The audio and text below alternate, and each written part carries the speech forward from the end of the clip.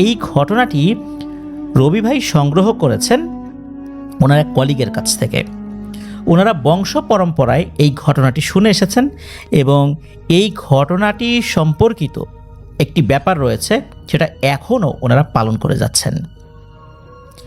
ঘটনাটি যখন ঘটে তখন আসলে আনুমানিক সালটাই বলতে হবে, নির্দিষ্ট করে সালটা বলা যায় না। তবে এতটুকু ধারণা করা যায় 1930-এর দশকের শেষের দিকে। সেই হিসাবে আমরা ধরে নিচ্ছি 1937, 38, 39 সাল এরকম হবে আর কি। আর ঘটনা যেখানে ঘটেছিল সেই জায়গাটির নাম হচ্ছে মাদারীপুরের শিবচর উপজেলার একটি গ্রামে। বর্তমানে ওই জায়গাটি আসলে নাই, নদী ভাঙনে চলে গেছে। তবে বর্তমানে গোমস্তাপুর নামক একটা জায়গা রয়েছে, সেখান থেকে দক্ষিণের দিকে গেলে ওই সময় একটা গ্রাম ছিল, সেই গ্রামটার নাম ছিল নবগ্রাম। ওখানে মূলত ঘটনাটি ঘটেছিল। আর যার কাছ থেকে ঘটনাটির সূত্রপাত তার নাম হচ্ছে মোহাম্মদ আক্কাস মিয়া। এই আক্কাস মিয়া মূলত রবি ভাইয়ের কলিগের কয়েক পূর্বপুরুষ ছিলেন আর কি, তার কাছ থেকে ঘটনাটির শুরু। তো ওই সময় তো ইলেকট্রিসিটির প্রশ্নই নেই এরকম গ্রাম এলাকায়। সময়টা গরমকাল, ধারণা করা হয় এটা ভাদ্র মাস বা এরকম একটা সময় হবে আর কি। প্রচণ্ড গরম পড়েছে এই সময়গুলোতে, আসলে গরম খুব বেশি পড়ে। আমরা অনেক সময় বলি যে ভাদ্র মাসে তাল পাকে, মানে তাল পাকানো গরম এরকম আর কি।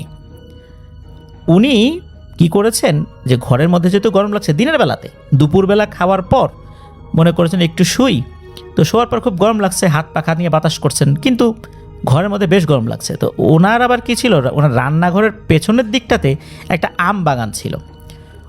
উনি চিন্তা করলেন যাই পাটি, একটা বালিশ আর পাখাটা নিয়ে ওই আম বাগানে গিয়ে এই পাটিটা বিছিয়ে শুয়ে থাকি। উনি যথারীতি পাটিটা নিয়ে, বালিশটা নিয়ে আম বাগানের দিকে গেছেন। হাতে পাখা তো ছিলই, তো উনি সেখানে গিয়ে একটা জায়গায় পাটিটা বিছিয়ে বালিশটা মাথার নিচে দিয়ে শুয়ে পড়েছেন, হাত দিয়ে বাতাস করছেন। তো এরকম করতে করতে ওনার চোখে ঘুম চলে এসেছে। একটা পর্যায়ে উনি বাতাস করা বন্ধ করে দিয়ে একটু কাত হয়ে ঘুমাবেন। ওই সময়ে খসখস খসখস শব্দ ওনার কানে বাজতে থাকে। মূলত যেহেতু উনি একদম মাটির সাথেই শুয়েছিলেন, ওই সময় যদি খসখস শব্দ হয় তাহলেও কিন্তু ওই কানে এসে এক রকমের শব্দ অনুভূত হয়, তবে সেটা ছিল খুবই মৃদু। উনি চোখ খুললেন।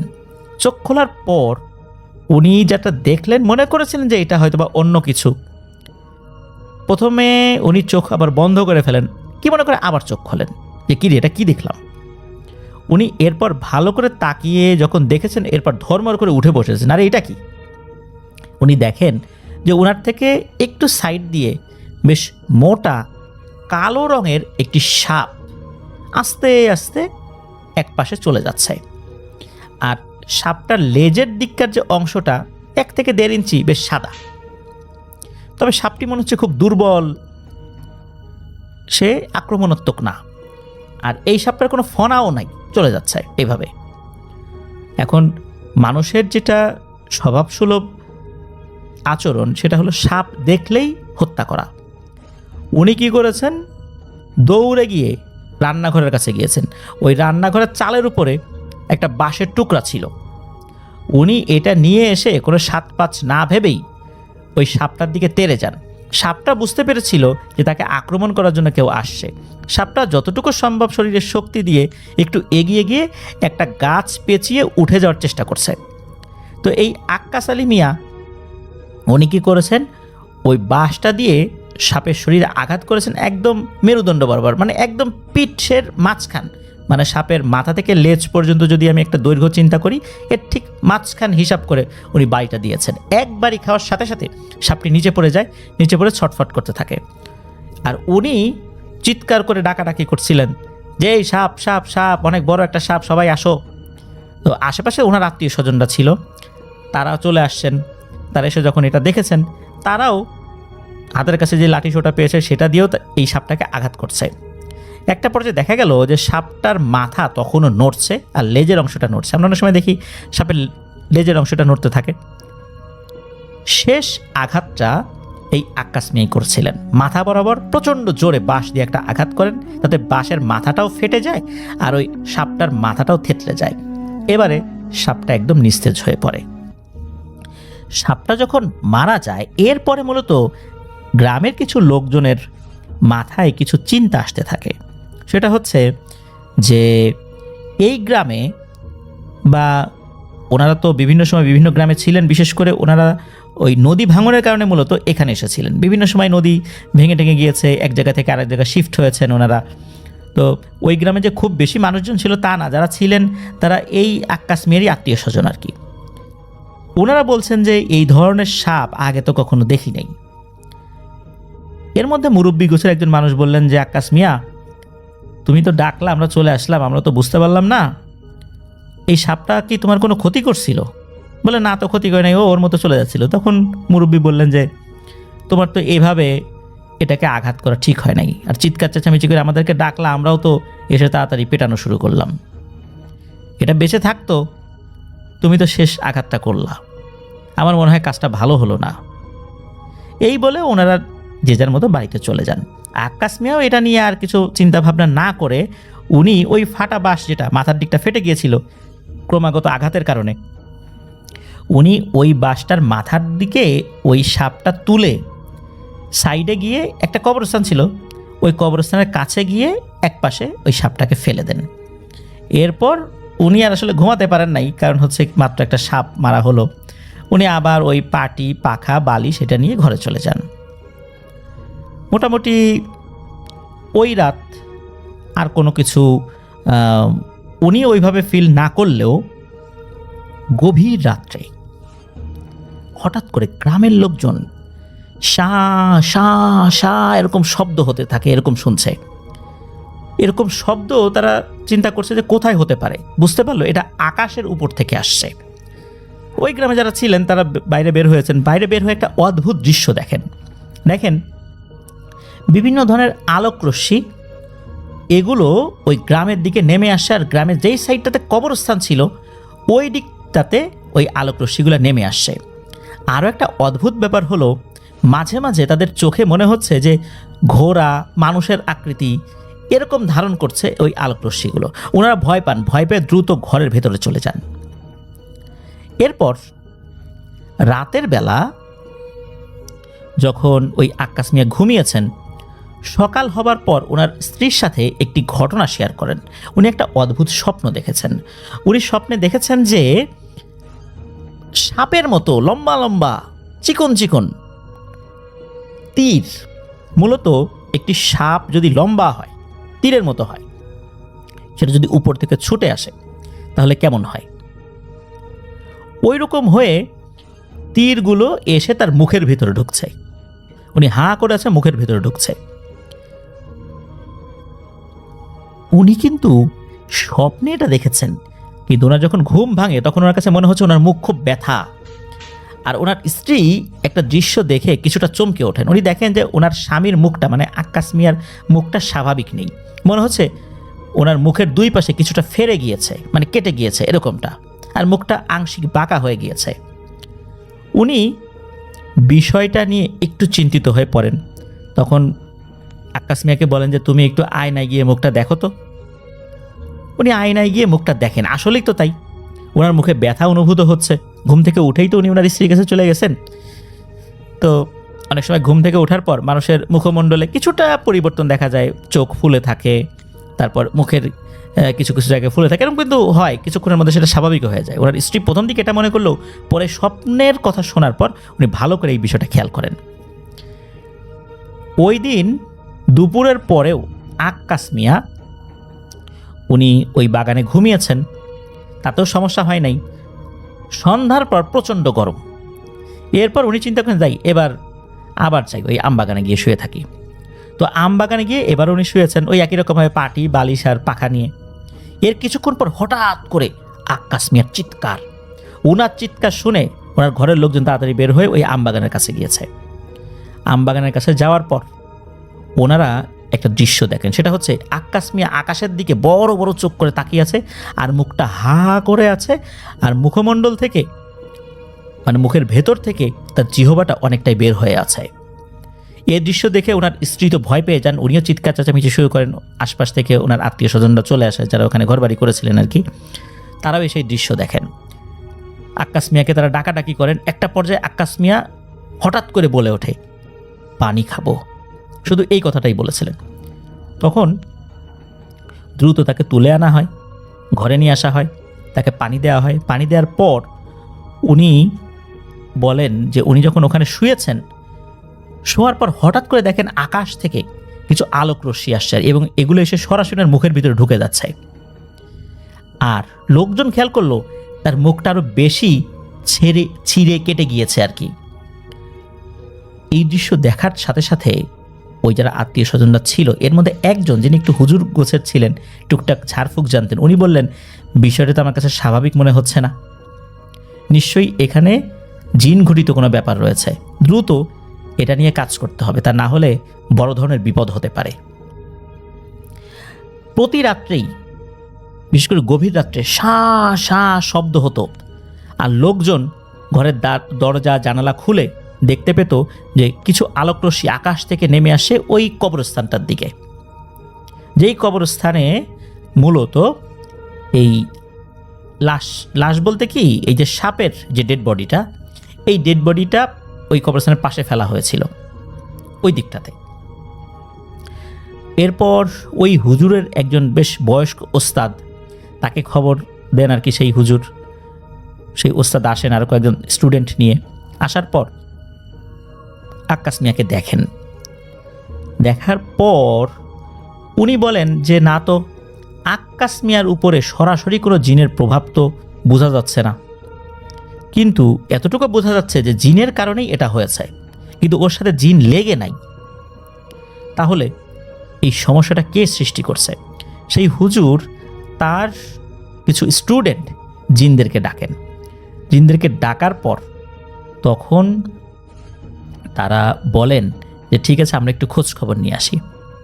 তো তারা অল্প সময়ের মধ্যে খোঁজ খবর নিয়ে আসে, তবে তারা এসে যেটা তথ্য দেন তা আসলে রীতিমতো বিস্ময়কর। তারা বলেন যে তাদের কাছে এমন একটা সংবাদ আছে যে এই আক্কাস মিয়াকে যারা ক্ষতি করছে এরা খুবই বুজুর্গ টাইপের জিন, এবং এরা এমন এক ধরনের জিনেরাও সাধারণত তাদের দেখা পায় না, আর তারা কখনো মানুষের কাছেও ধরা দেয় না, মানুষ তো তাদের দেখা পাই না, এরা মানুষের কাছে খুবই কম আসে। এরা খুবই পরহেজগার, সারাক্ষণ ইবাদত বন্দেগী নিয়েই থাকে। তাহলে এরা কেন এসে এই আক্কাস মিয়ার মতো লোকের উপর হামলে পড়বে, আক্রমণ করবে? নিশ্চয়ই এমন কোনো ব্যাপার ঘটেছে যার কারণে তারা এসে আক্রমণ করছে।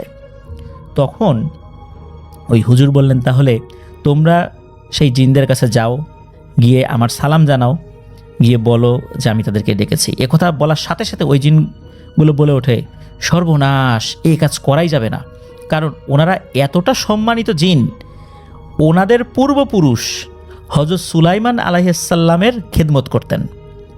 জিনদের সমাজে ওনারা খুবই সম্মানিত, আর ওনারা ইবাদত বন্দেগী নিয়ে থাকেন, বিশেষ বিশেষ কিছু প্রয়োজন ছাড়া তারা অন্য কোনো জিনদের সাথে দেখাতেন না, তাদের গোত্র ছাড়া।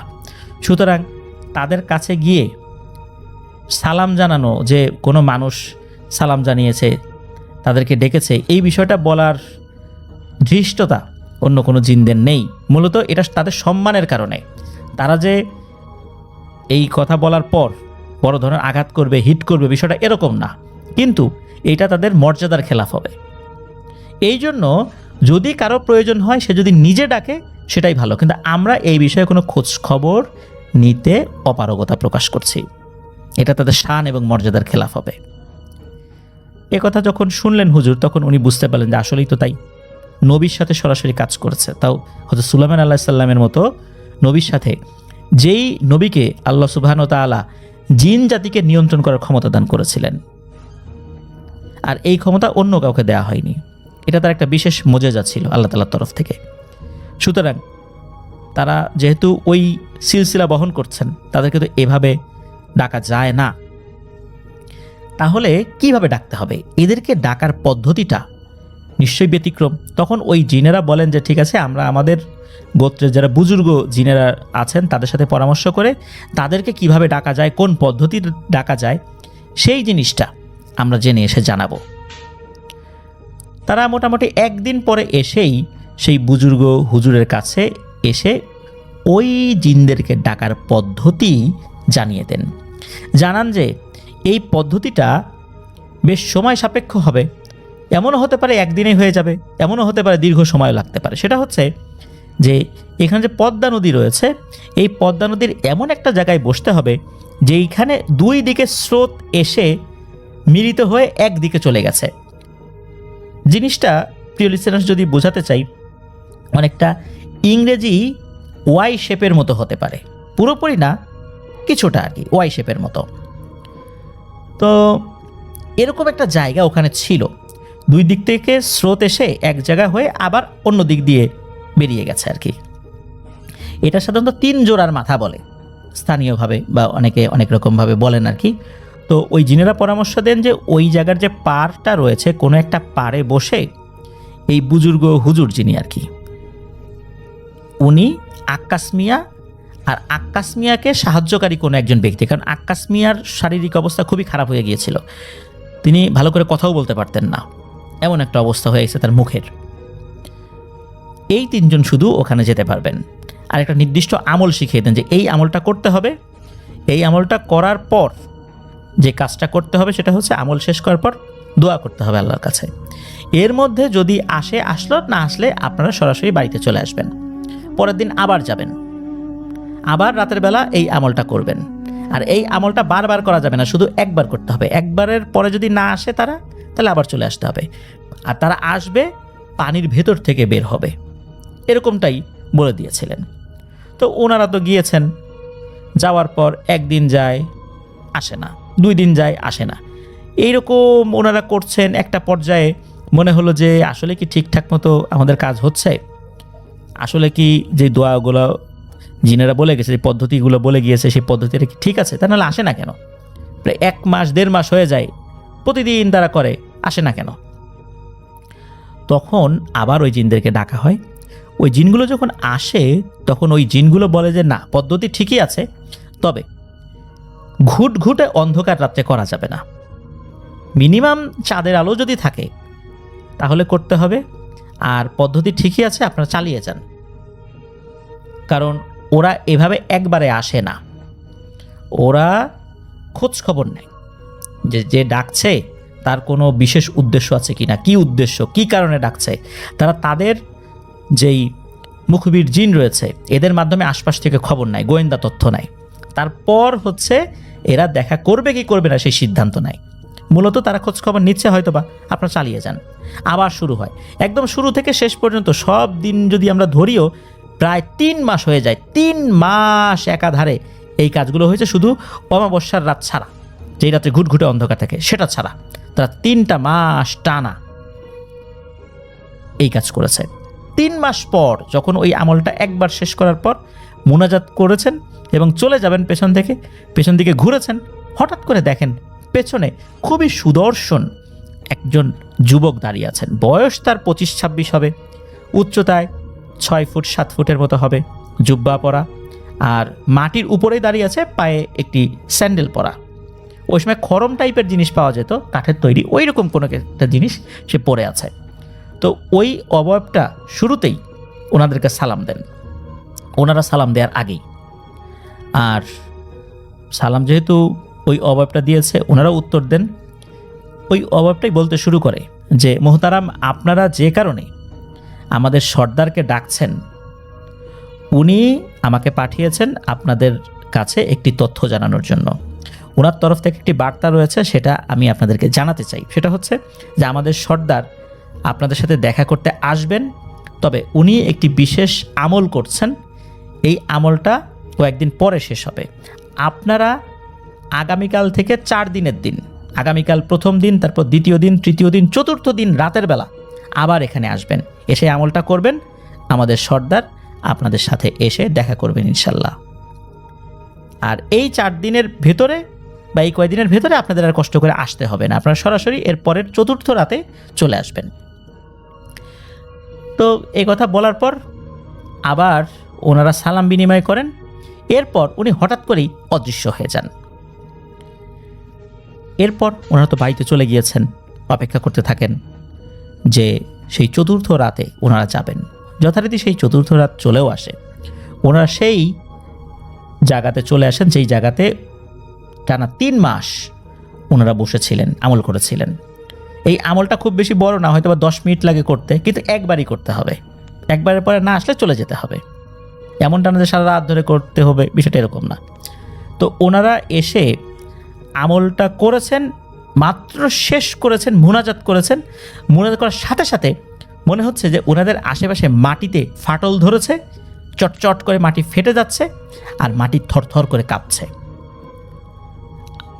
এক পর্যায়ে ওনারা দেখলেন যে মাটি ফেটে গিয়েছে, এর ভেতর থেকে 2জন মানুষ বের হয়ে আসলো, ঠিক মানুষের মতোই দেখতে। একজনের উচ্চতা 6 থেকে 7 ফুট, আর একজন উচ্চতা 5 থেকে 5.5 ফুট উচ্চতার, যেরকম উচ্চতার মানুষ সচরাচর সবসময় দেখা যায়।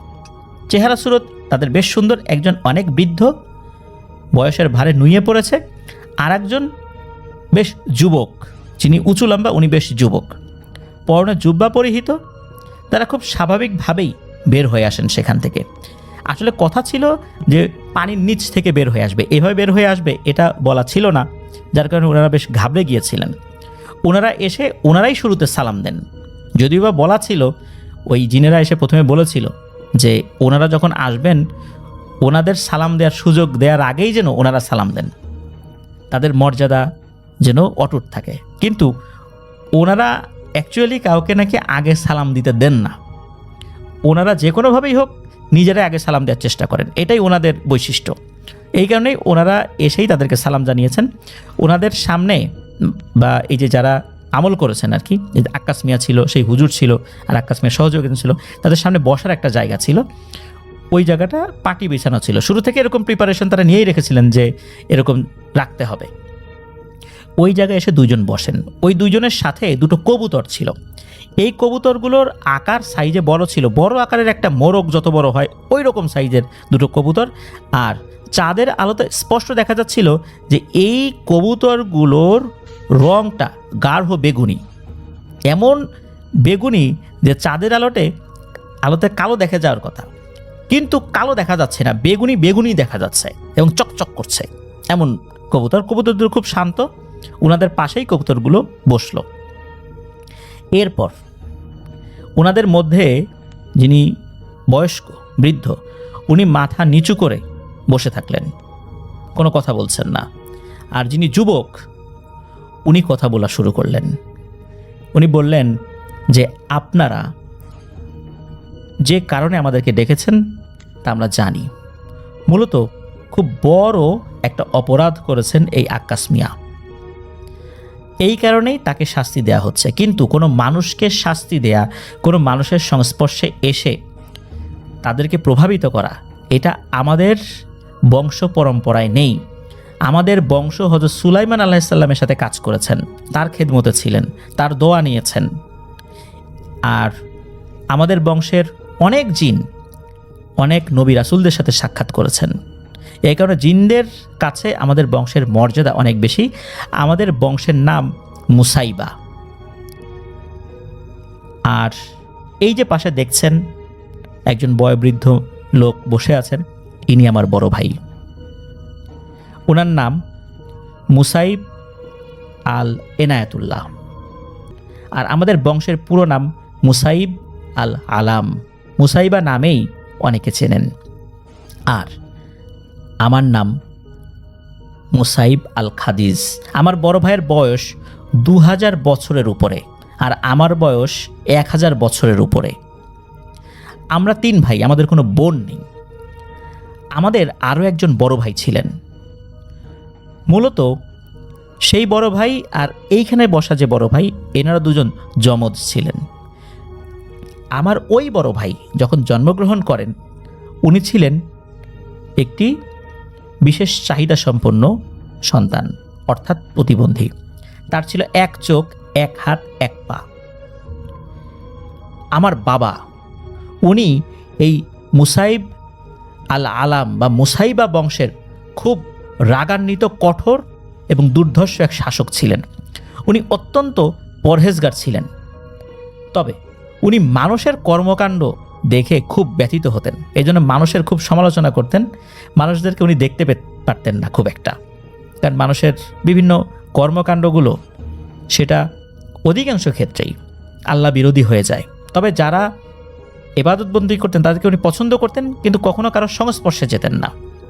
আর অত্যাচারী জিনদের জন্য আমার বাবা ছিলেন সাক্ষাৎ এক মৃত্যুদূত। যারা দুষ্টু জিন, এদের সাথে অনেক নিরপরাধ জিনদেরকেও তিনি নৃশংসভাবে হত্যা করেছেন, কারণ তার যুক্তি ছিল যে দুষ্টুদের সাথে যারা চলে এরাও একটা সময় অপরাধী হয়ে যাবে, এই কারণে এই সুযোগটাও তাদেরকে দেয়া যাবে না। যেহেতু জিনদের মধ্যে অধিকাংশ জিনেরাই খুব দুষ্টু প্রকৃতির হয়, এই জন্যই উনি খুব কঠোর হয়ে যেতেন সকলের প্রতি। এমনকি আমাদের গোষ্ঠীর মধ্যেও যারা খারাপ পথে চলে গিয়েছে তাদেরকে উনি ক্ষমা করতেন না। এই জন্য আমাদের গোষ্ঠীর প্রায় সকলেই খুব কঠোরভাবে ইসলাম মেনে চলতেন। সবাই ইসলামকে একদম ব্যক্তিগত জীবনে অনুশীলন করতেন এবং এখনো সেটাই করেন। আমার এই ভাই, বড় ভাই যিনি প্রতিবন্ধী, তার এই সমস্যা সমাধানের জন্য আমার বাবা জিনদের মধ্যে অনেক বড় বড় বুজুর্গ জিনদের সাথে উনি কথা বলেছেন, দেখা করেছেন, কিন্তু কোনো সমাধান হয়নি। এক পর্যায়ে উনি মানুষদের মধ্যে যারা খুব বড় বুজুর্গ তাদের কাছেও গিয়েছেন। তারাও বলেছেন যে আল্লাহ তাকে এভাবেই সৃষ্টি করেছেন, এভাবেই তাকে থাকতে হবে, এটা সমাধান হবে না, তাকে সুস্থ করা যাবে না, এটাই তার শারীরিক বৈশিষ্ট্য। এতে করে আমার বাবা খুব মনক্ষুণ্ণ হয়ে পড়েন। তবে উনি বুঝেছিলেন যে মানুষকে এবং জিনদেরকে তুচ্ছতাচ্ছিল্য করার কারণে, অনেক নিরপরাধ জিনকেও শাস্তি দেওয়ার কারণে হয়তো বা আল্লাহ তাআলা তাকে এরকমটা করেছেন, তার অপরাধের শাস্তি তার সন্তানের উপর দিয়েছেন। কিন্তু এরপরেও উনি ওনার এই কঠোর যে মনোভাব, রাগান্বিত মনোভাব, এটা থেকে উনি বের হয়ে আসেন নাই। এক পর্যায়ে কি হয়, আমার মা এবং ভাই কোনো একটি কারণে বাইরে যায়। বিশেষ করে আমার মা তার পরিবারের সাথে দেখা করার জন্য তারা বাইরে বের হয়েছিল। কোনো ধরনের কোনো জিনদের পাহারা ছাড়াই তারা বের হয়। আর এই সুযোগটাই নেয় ইফরিত শ্রেণীর কিছু জিন, কারণ ইফরিত শ্রেণীর অনেক জিনদেরকেই আমার বাবা হত্যা করেছেন। তবে ইফরিত শ্রেণীর অনেক নিরীহ জিন যারা কোনো অপরাধের সাথে যুক্ত ছিল না, যাদের বিরুদ্ধে কোনো অপরাধের প্রমাণ পাওয়া যায় না, এমন জিনদেরকেও হত্যা করার কারণে ইফরিত শ্রেণীর প্রায় সব জিনই আমাদের গোত্রের উপর ক্ষিপ্ত ছিল, বিশেষ করে আমার বাবার উপরে। আর এই সুযোগটার অপেক্ষায় তারা ছিল। তারা আমার মা এবং ভাইকে বন্দি করে। আমার মা এবং ভাইকে বন্দি করার পর কোনোভাবে আমার বাবার কাছে খবর চলে আসে যে আমার মা এবং ভাইকে বন্দি করা হয়েছে। বিভিন্ন জায়গায় আমাদের বংশের জিনেরা ছড়িয়ে ছিটিয়ে পড়লেও কোনোখানেই আমার মা এবং ভাইয়ের সন্ধান পাওয়া যায় না। একদিন আমার বাবার শোবার রুমের বাইরের যে বাগান রয়েছে, সেই বাগানে আমার মা এবং ভাইয়ের মৃতদেহ পাওয়া যায়। এটা দেখে আমার বাবা অত্যন্ত মনক্ষুণ্ণ হয়ে পড়েন। আর উনি তওবা করেন যে বাকি জীবন উনি ইসলামের খেদমতে কাটাবেন, জিনদের কাছে ইসলামের দাওয়াত দিবেন, যারা দুষ্ট জিন তাদেরকে ভালো পথে ফেরত আনবেন। সেই সাথে উনি বুজুর্গ কোনো মানুষের সান্নিধ্যে থাকবেন, যেহেতু উনি মানুষের সান্নিধ্যে থাকা পছন্দ করতেন না, মানুষের সমালোচনা করতেন, এই জন্য উনি সিদ্ধান্ত নিয়েছিলেন। আর এই মুসাইব আল আলাম বা মুসাইবা গোত্রের তার এই প্রধানের পদ থেকে উনি ইস্তফা দেবেন। এরপর আমার বড় ভাইকে সেই পদে বসিয়ে উনি আমাদের গোত্র ত্যাগ করে মনুষ্য জগতে চলে আসেন। আর মনুষ্য জগতে আসার পর সিলেটের একজন বিখ্যাত ব্যক্তি, তার নাম শাহ আব্দুল মমিন, ওনার সান্নিধ্যে থাকেন। ওনার সান্নিধ্যে থেকে উনি দিনের দাওয়াত দেওয়া শুরু করেন। এছাড়া উনি অসংখ্য অনেক দুর্ধর্ষ, শক্তিশালী, কালো জাদুকর জিনদেরকেও দাওয়াত দিয়ে তাদের সুপথে এনেছিলেন। আর তারাও আমার বাবার কাছে আসা যাওয়া করতেন, বাবার কাছ থেকেও তালিম নিতেন। এভাবেই চলছিল। এর মধ্যে ঘটে যায় একটি ভুল বুঝাবুঝি। এই যে আব্দুল মমিন, শাহ আব্দুল মমিন, শাহ হুজুর নামে উনি পরিচিত ছিলেন। উনি একটি ওয়াজ মাহফিলের কাজে ভারত গিয়েছিলেন, ভারতের মেঘালয়ে। সিলেট থেকে মেঘালয় যাওয়াটা খুব সহজ, এই জন্য ওইখানেই তার দাওয়াতটা বেশি পড়তো। তো উনি ওখানে যান। উনি যাওয়ার পরপরই তার পরিবারে ঘটে একটি দুর্ঘটনা। সেটা হচ্ছে যে উনি বিভিন্ন সময় অনেক দুষ্টু জিনদেরকে শাস্তি দিয়েছেন, যার কারণে ওনার এবং ওনার পরিবারের উপর অসংখ্য দুষ্টু জিনের আক্রোশ ছিল। উনি যখন ভারতে যান তখন উনি ওনার বাড়িটা বন্ধ করে যান নাই, যার কারণে ওরা এই সুযোগটা পেয়ে যায়। এই সুযোগে ওরা এই শাহ হুজুরের 7 জন ছেলে সন্তানের মধ্যে একটি সন্তানকেই লক্ষ্যবস্তু বানায়। মূলত এই একটি সন্তানের আধ্যাত্মিক একটা ক্ষমতা ছিল, শাহ হুজুর তাকেই তার পরবর্তী উত্তরসূরি হিসেবে তৈরি করছিলেন। এই ছেলের উপর আক্রমণ করে বসে। এমত অবস্থায় আমার বাবা, উনি অল্প সময়ের মধ্যে 71 বারেরও বেশি ভারতে গিয়েছিলেন শাহ হুজুরকে এই খবরটা জানানোর জন্য। কিন্তু কোনো এক রহস্যময় কারণে শাহ হুজুরের সাক্ষাৎ উনি পাচ্ছিলেন না, শাহ হুজুরকে খুঁজেই পাচ্ছিলেন না। অথচ এমনটা হওয়ার কথা নয়। হতে পারে ওই দুষ্টু জিনেরাই এমন কোনো মায়াজালে আবদ্ধ করে রেখেছিল যাতে করে আমার বাবা শাহ হুজুরকে খুঁজে পান নাই। যখন উনি খুঁজে পেলেন না, এরপর উনি নিজেই সিদ্ধান্ত নিলেন যে এই জিনদেরকে তিনি মোকাবেলা করবেন। উনি পূর্ব থেকেই যুদ্ধবিদ্যায় পারদর্শী ছিলেন। উনি সেই জিনদেরকে মোকাবেলা করা শুরু করেন। কিন্তু মোকাবেলার একটা পর্যায়ে ঘাপটি মেরে থাকা এক জিন এসে শাহ হুজুরের সেই সন্তানকে গলা টিপে হত্যাই শুধু করে নাই, তার লাশটাও নিয়ে পালিয়ে যায়। এরপর যেটা হয় সেটা খুবই বেদনাদায়ক। শাহ হুজুরের স্ত্রী উনি দাবি করতে থাকেন এই ঘটনাটি আমার বাবাই ঘটিয়েছে। মূলত 5 দিনের মাথায় শাহ হুজুর উনি বাড়িতে ফেরত আসেন। তার ছেলেকে হত্যা করার পর অবশ্য আমার বাবা শাহ হুজুরের সাথে যোগাযোগ করতে সক্ষম হয়েছিলেন। উনি কোনোই সন্দেহ করেন নাই যে আমার বাবা এই কাজটি করতে পারেন। কিন্তু বাড়িতে ফেরত আসার পর ওনার স্ত্রীর ক্রমাগত অভিযোগ শুনতে শুনতে একটা পর্যায়ে উনি বিশ্বাস করা শুরু করেন যে আমার বাবা এই কাজটা করেছে ওই দুষ্টু জিনদের সাথে মিলে। শাহ হুজুর আমার বাবাকে দোষারোপ করতে থাকেন যে তুমি ভালো হও নাই, তুমি আবার সেই অবস্থায় ফেরত গেছো, তোমার আধ্যাত্মিক কোনো উন্নতি হয় নাই, তোমার সেই রাগান্বিত মনোভাবকে তুমি পরিবর্তন করো নাই, তুমি আগে যেভাবে চিন্তা করতে এখনও সেভাবেই করো, এই কারণেই মূলত আমার সন্তানকে তুমি হত্যা করেছ। আর যতবারই আমার বাবা বলেছিল আমি নিরপরাধ, আমি এই বিষয়ে কিছু জানি না, এই বিষয়ে আমি যতটুকু জানি আপনাকে জানানোর চেষ্টা করেছে, কিন্তু কোনো এক কারণে আপনাকে আমি খুঁজে পাইনি। কোনোভাবেই শাহ হুজুর আমার বাবার কথা শুনতে চান নাই। এক পর্যায়ে আমার বাবাকে বিনা দোষে উনি বন্দি করে ফেলেন। দীর্ঘ সময় আমার বাবা বন্দি ছিলেন। শাহ হুজুর স্বাভাবিকভাবে ইন্তেকাল করেন। শাহ হুজুরের এক সন্তান তিনি যখন বার্ধক্যে চলে যান, প্রায় 55 বছর পর উনি বুঝতে পারেন যে আমার বাবার সাথে আসলে কি হয়েছে, আমার বাবা নির্দোষ। উনি 55 বছর পর আমার বাবাকে বন্দিদশা থেকে মুক্তি দান করেন এবং তার বাবার হয়ে এই ভুলের কারণে আমার বাবার কাছে ক্ষমা চান। আমার বাবা সবাইকে ক্ষমা করে দিয়েছেন, কারণ তিনি একদম নিরহংকার এবং রাগ মুক্ত একজন জিন হয়ে গিয়েছিলেন, যে যত বড় অপরাধী তার সাথে হোক না কেন তিনি কাউকে আঘাত দেবেন না, কষ্ট দিবেন না। উনি মুক্তি লাভ করার পর শাহ হুজুরের কবর জিয়ারত করেন। সেই কবরের সামনে দাঁড়িয়েও উনি শাহ হুজুরকে বিস্তারিত খুলে বলেন। হয়তোবা শাহ হুজুর কবর থেকে সেই জিনিসগুলো শুনেছেন। এরপর আমার বাবা আমার দাদির কবর জিয়ারত করার জন্য এই জায়গাতে আসেন। এখানে যে ছোট্ট কবরস্থানটা রয়েছে, এইখানে আমার দাদির কবর রয়েছে। আমার বাবা আমার দাদির কবর জিয়ারত করতে আসছিলেন। দীর্ঘদিন বন্দী থাকার কারণে আমার বাবার শরীরে ওরকম শক্তি ছিল না, যেহেতু দিনের বেলা উনি একটি সাপের রূপ ধরে আসছিলেন। উনি চিন্তাও করতে পারেন নাই ওনাকে কেউ দেখেছে। মূলত দীর্ঘদিন উনি বন্দী থাকার কারণে তার অনেক বৈশিষ্ট্য হারিয়ে গিয়েছিল। এটা আস্তে আস্তে পরবর্তীতে ফেরত আসতো। ওই সময়ে এই আক্কাস মিয়া আমার বাবাকে দেখে ফেলে, বিনা কারণে আমার বাবাকে আঘাত করে হত্যা করে। মূলত আমার বাবা একদম ভালো একজন জিন হয়ে গিয়েছিলেন। ওনার ডাকে অসংখ্য জিন ভালো হয়ে গিয়েছিল।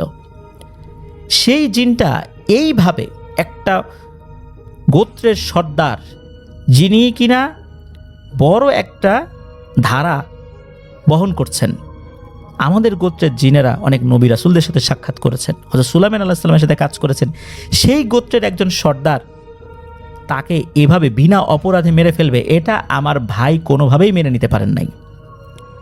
মূলত এই কারণেই এই আক্কাস মিয়াকে আমার ভাইয়ের নির্দেশেই শাস্তি দেয়া হচ্ছে। তাছাড়া মনুষ্য জগতে এসে তাদেরকে বিরক্ত করার কোনো ইচ্ছা আমাদের আগেও ছিল না, এখনও নাই, ভবিষ্যতেও থাকবে না ইনশাল্লাহ। আর এই আমার বাবাকে এই আক্কাস মিয়া আবার এই কবরস্থানের পাশেই ফেলে দিয়েছে। এখানে আমার বাবার কবর হয়েছে। মূলত গভীর রাতের বেলা আমাদের বংশের জিনেরা আমার বাবার কবর জিয়ারত করার জন্য এখানে আসে। তারাও ব্যথিত, শুধু আমার বড় ভাইয়ের নির্দেশনা নাই দেখে তারা এই গ্রামের উপর আক্রমণ করেনি। তা না হলে এই গ্রামকে তারা উল্টে পাল্টে দিত, এই গ্রামের নাম নিশানা এখানে থাকতো না। এ কথা বলে ওই জিন থামেন। এরপর সেই বুজুর্গ হুজুর উনি বলতে থাকেন যে আসলে আপনার বাবার সাথে যেটা হয়েছে এটা অনাকাঙ্ক্ষিত, এটা হওয়া উচিত নয়। তারপরও আক্কাস মিয়া উনি তো মানুষ, ওনার তো বুঝতে পারার কথা নয়, যেহেতু একটা সাপ যাচ্ছে আর এই ধরনের সাপ তো আসলে এরা দেখে অভ্যস্তও না, এই কারণে ভুল করে মেরে ফেলেছে, ওকে ক্ষমা করে দেন। এরপর হয় কি, এই যে এতক্ষণ কথা হচ্ছে, এই দুই জিনের মধ্যে যেই বয়স্ক জিন, এই বয়স্ক জিন উনি চুপ করেছিলেন। এবার উনি মাথাটা একটু উপরে তোলেন আর মুচকি করে হেসে দেন। এরপর দুই ভাই উঠে দাঁড়ান।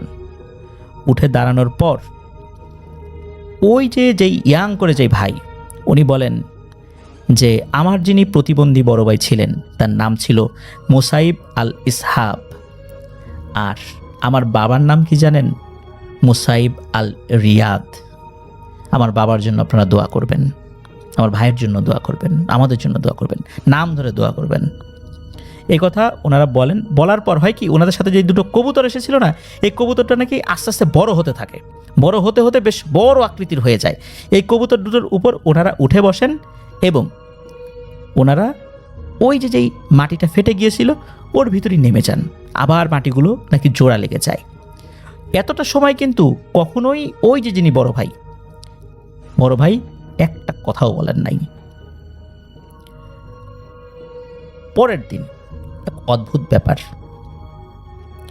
আক্কাস মিয়া অনেকটাই সুস্থ, তার মুখমণ্ডল অনেকটা স্বাভাবিক হয়ে গেছে, ঠিকঠাক মতো কথা বলতে পারছেন। তবে শারীরিক দুর্বলতা ছিল, এটাও কয়েকদিনের মধ্যে কেটে যায়। যখন পুরোপুরিভাবে আক্কাস মিয়া সুস্থ হয়ে যান, তখন এক রাতে আক্কাস মিয়া স্বপ্ন দেখেন। ওই স্বপ্নের মধ্যে দেখেন ওই যে বয়স্ক বড় ভাই, উনি ওই যে কবরস্থানটা রয়েছে ওইখানে দাঁড়িয়ে আছেন, ওখানে আক্কাস মিয়াও দাঁড়িয়ে আছে। তখন ওই বয়স্ক বড় ভাই, যে কিনা একটা কথাও ওই দিন বলে নাই, ওই বয়স্ক বড় ভাই বলছে যে এইখানটাতে আমার বাবার কবর আর এইখানে আমার দাদির কবর, তুমি মাঝে মাঝে আমার বাবা এবং দাদির কবর জিয়ারত করতে এসো, যতটুকু সম্ভব জায়গাটা পরিষ্কার পরিচ্ছন্ন রেখো। এটা কোনো নির্দেশনা নয়, এটা অনুরোধ মাত্র।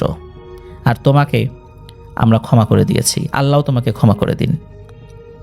এই কথা বলার পর ওই অবয়বটা স্বপ্নের মধ্যে অদৃশ্য হয়ে যায়, আক্কাস মিয়ার ঘুমও ভেঙে যায়। এরপর থেকে আক্কাস মিয়া ওই যে কবরটা, যেই জায়গাটা দেখিয়ে দিয়েছিলেন আর কি, ওই জায়গাটা পরিষ্কার পরিচ্ছন্ন রাখতেন, জিয়ারত করতেন এবং উনিও ওনার বংশধরদেরকে বলে গিয়েছিলেন যে এই জায়গাটাতে এরকম একটা ঘটনা রয়েছে, তোমরাও এই জায়গাটা জিয়ারত করবা। সেই জায়গাটা এখন কিন্তু নাই, ভেঙে গিয়েছে। তারপরেও অন্য পাশে তো চর জেগেছে। এখনও বংশ পরম্পরায় ওনারা কবর জিয়ারত করার সময় এই জিনেদের জন্য দোয়া করেন। এখনও এটা চলছে, বংশ পরম্পরায় এখনও ওনারা এটা চলমান রেখেছেন। এটাই ছিল ঘটনা।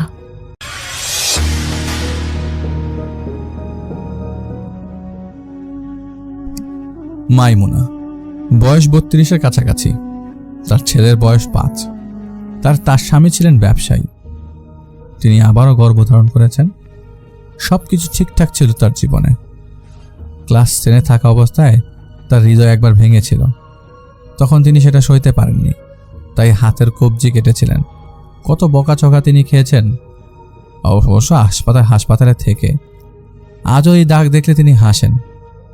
বাচ্চা থাকতে কি পাগলামই না করেছেন। সব ঠিকঠাক চলছে। একদিন রাতে উনি একটা স্বপ্ন দেখলেন। উনি নিজেই চোখে হাত দিয়ে চোখ ঢেকে তিনি তার ছেলের সাথে লুকোচুরি খেলছেন। তিনি দেখলেন তিনি নিজে কিচেনের দিকে চোখ হাত রেখে তার ছেলেকে ধরতে যাচ্ছিলেন, কিন্তু তখনই একটা হাত বেরিয়ে এলো কিচেনের দরজা থেকে। হাতে ছিল ছুরি। সেই ছুরিটা সোজা ওনার পেটের মধ্যে ঢুকিয়ে দিল কে যেন।